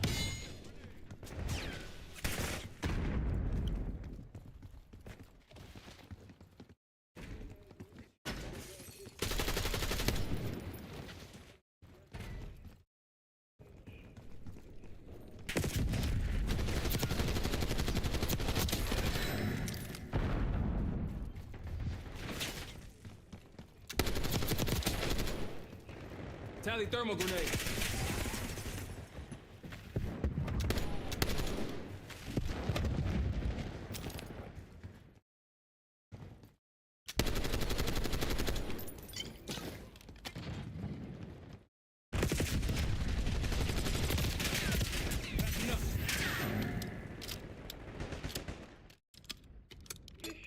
Hostile grenade.